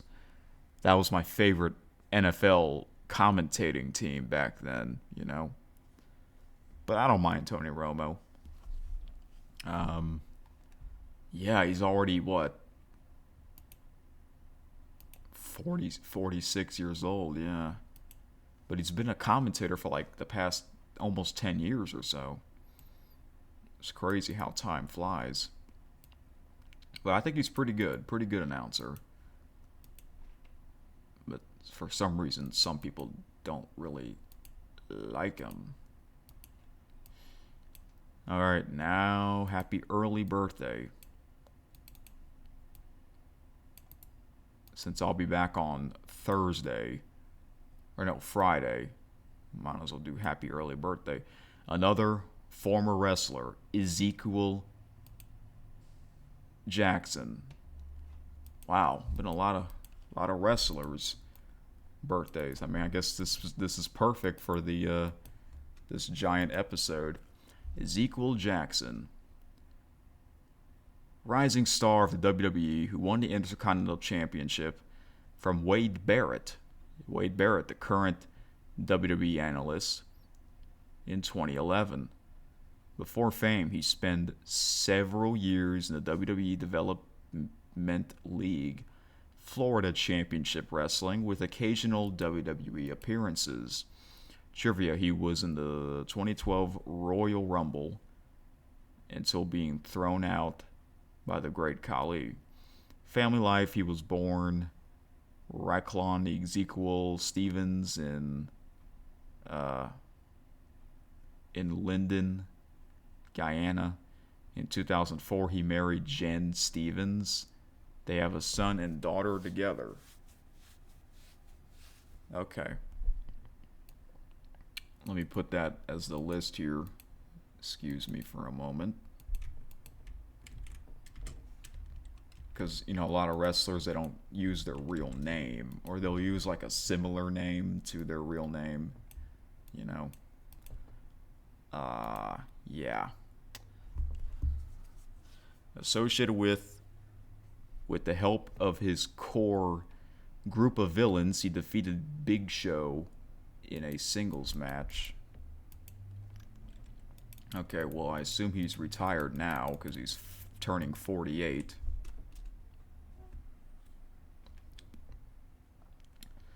But this man, he looked like he was damn good shape when I was watching some of these highlights of him. He was in the WWE from 2007 to 14. Did he retire after that?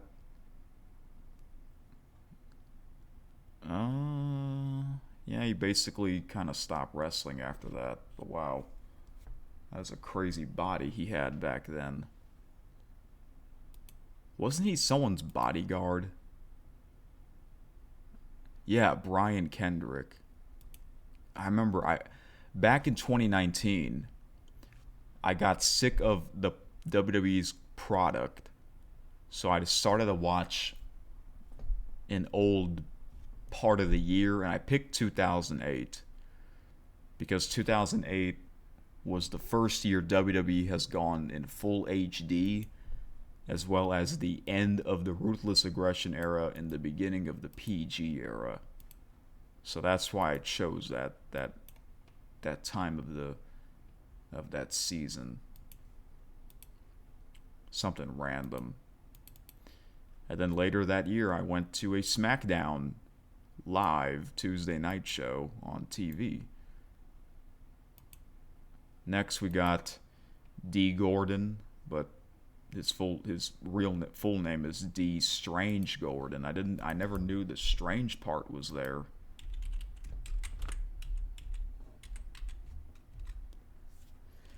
So, an MLB shortstop who began his career with the LA Dodgers in 2011. In 2014, he led the MLB in both steals and triples, and he was named to the NL All-Star team. After the 2014 season, he was traded to the Miami Marlins. Before fame, he attended Southeastern University. Not Louisiana, right? Because Louisiana has a Southeastern University. Prior to being drafted, trivia: the LA Dodgers selected him in the 4th round of the 2008 MLB draft. Family life: his father, Tom Gordon, was an MLB pitcher. He broke Nick Gordon. His brother Nick Gordon has played shortstop for the Minnesota Twins. In 2020, he changed his last name from Gordon to Strange-Gordon to honor his mother, Devonna Strange, who was tragically killed when he was 7 years old. Oh my gosh. Associated with, he was teammates with outfielder Matt Kemp on the Dodgers from 2011 to 14. So I do remember Matt Kemp. And I do remember Dee Gordon. Is he still playing? No, he's retired. It's his former professional baseball player. Let's see. After he played for the LA Dodgers, he was with the Miami Marlins from 2015 to 17, then played for the Seattle Mariners from 2018 to 20, and then the Washington Nationals in 2022. And that was it. So he's been retired for the past couple of years. Okay. All right, two more. Two more birthdays. Next is Marshawn Lynch, 40 years old, born from Oakland, California. Pro Bowl NFL running back, best known for his time with the Seattle Seahawks, where he began to flourish and develop his notorious beast mode playing style. He helped lead the Seahawks' victory in Super Bowl 48. In 2017, he came out of brief retirement and was traded to the Oakland Raiders. Before Fame, he played college football at UC Berkeley, winning the Pac-10 Player of the Year in 2006. He was drafted 12th overall by the Buffalo Bills in 2007 and was traded to the Seahawks in 2010. Trivia: his tough 60-yard touchdown. His tough 67-yard touchdown run against the New Orleans Saints in the 2011 playoffs solidified his place as one of the toughest running backs to bring down in the NFL, helping to bring the term beast mode to life. I did watch that clip. I've seen that clip multiple times. It was just like, wow, that really is beast mode. Family life: he began dating Charmaine Glock in 2015. His cousin, Jamarcus Russell, was drafted first overall by the Oakland Raiders in 2007. Okay. Associated with, he began playing under head coach Pete Carroll on the Seattle Seahawks in 2010. And remember that Super Bowl the year after they won Super Bowl 48 in 2014? The following Super Bowl in 2015, it looked like they were going to win the Super Bowl back-to-back years. But for some stupid reason, they didn't hand the ball off to Marshawn Lynch. They thought it would be a great idea to pass the ball literally on the goal line instead of handing the ball to Marshawn Lynch. Like, what the heck? People will still talk about that to this day. It makes no sense. And the last birthday, I mean, wow, what a way to end this. Isaac Odugbesan, but he's known as Oba Femi. Wow, that's crazy. What a way to celebrate your birthday. The last birthday wish of this gigantic episode, Oba Femi.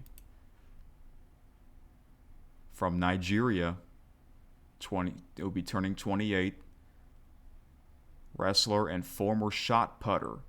He is a professional wrestler and signed to the WWE since 2022 and is an NXT champion. Well, was an NXT champion. This is the problem with famous birthdays. They don't update their articles. They're not like Wikipedia. But they do have Wikipedia articles, but those are the longer articles. I kind of want something, short and sweet, On his Instagram page, he has accumulated over 320,000 followers who can see his wrestling videos and interviews before Fame. He grew up running track and field in Lagos and won several medals during his high school career. He went on to get a scholarship at Middle Tennessee State University, winning the Conference USA title. Trivia, he won his WWE NXT Championship match against Trick Williams at NXT. Trick Williams is also in today's roster. New Year's Eve Evil in 2025. He retained the title at NXT Vengeance Day in February 2025 when he did a triple threat match against Grayson Waller and Austin Theory. Family life. He is from Lagos, Nigeria. His real name is Isaac Odugbesan. I don't think I pronounced that right. Associated with Carmelo Hayes has previously held a championship title he holds now. Some other famous wrestlers include Roman Reigns and CM Punk. Yeah, and coincidentally, those two had their WrestleMania main event match. So yeah, Oba Femi, like I said, next big thing in WWE. I mean, he is just, that guy's, wow. I like his strut. Should I do his strut? I can't really do it, but it's like, is it like this? I can't really do it. He's got a great entrance. Okay, so there you have it, folks. What a gigantic episode. I don't know how long this is. I got to put the clips together. This video is probably going to take forever, literally forever to upload, but oh well. Well,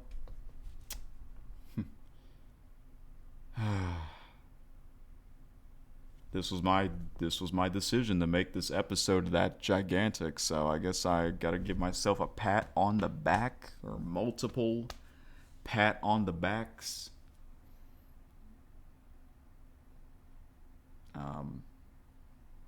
I would like to hear your thoughts, but I doubt any of y'all watched what I watched this past weekend. But if not, oh well.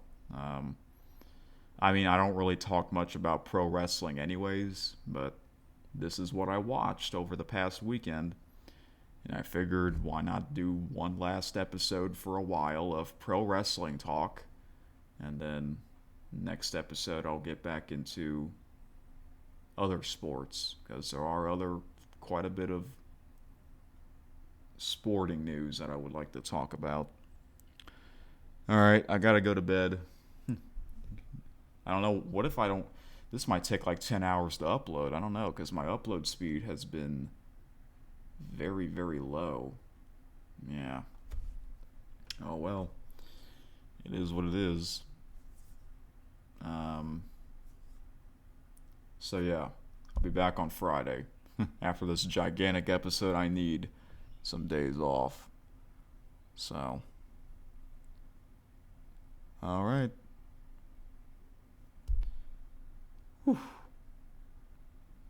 Alright. So, I guess that's it for real. Thank you for... I don't think any of y'all listen to this whole thing, because if you don't, that means you're not a wrestling fan in general. So, anyways, that'd be crazy if I re-listened to this whole thing on my own, but why would I? I'll be honest, I barely listen to the episodes that I recorded. If I do, it's like a certain section, but not the full thing. So, yeah. Well, I survived. Hopefully I'll be able to make it in the next episode on Friday, where I'll talk about what's going on in today's sports. It's the spring season. Got quite a bit going on. Of course, Major League Baseball, the UFL, but the beginning of the NBA and NHL playoffs. All right. So, with that being said, I guess we'll go back to the original outro music. Danger. You know, that could be Oba's secondary entrance. He's Danger. Deer Drive. All right, folks. Wow, what an episode. See you in 3 days. Bye, champions. We're all champions after this episode. Peace out. This has been KSN.